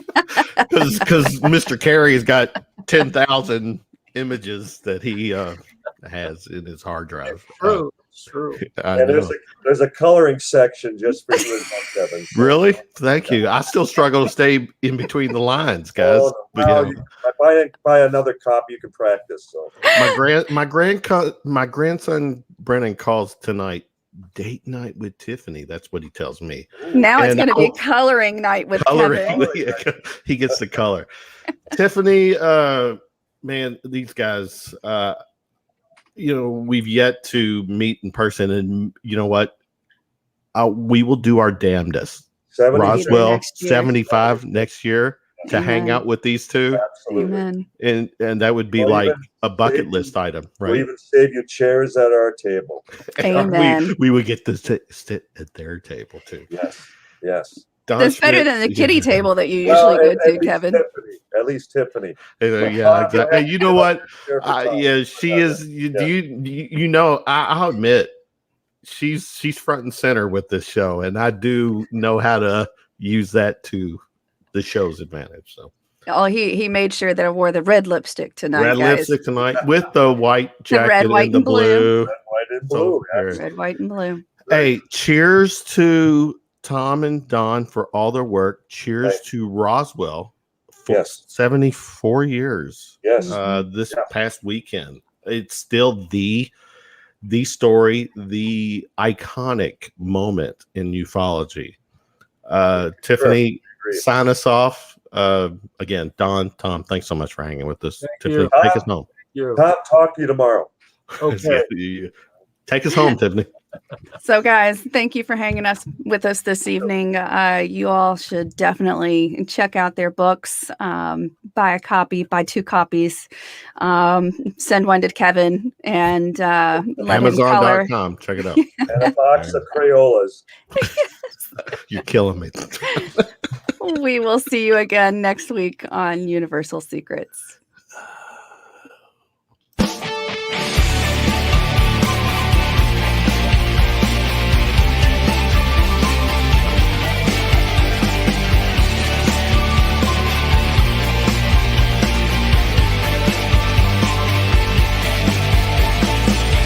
This has been Universal Secrets.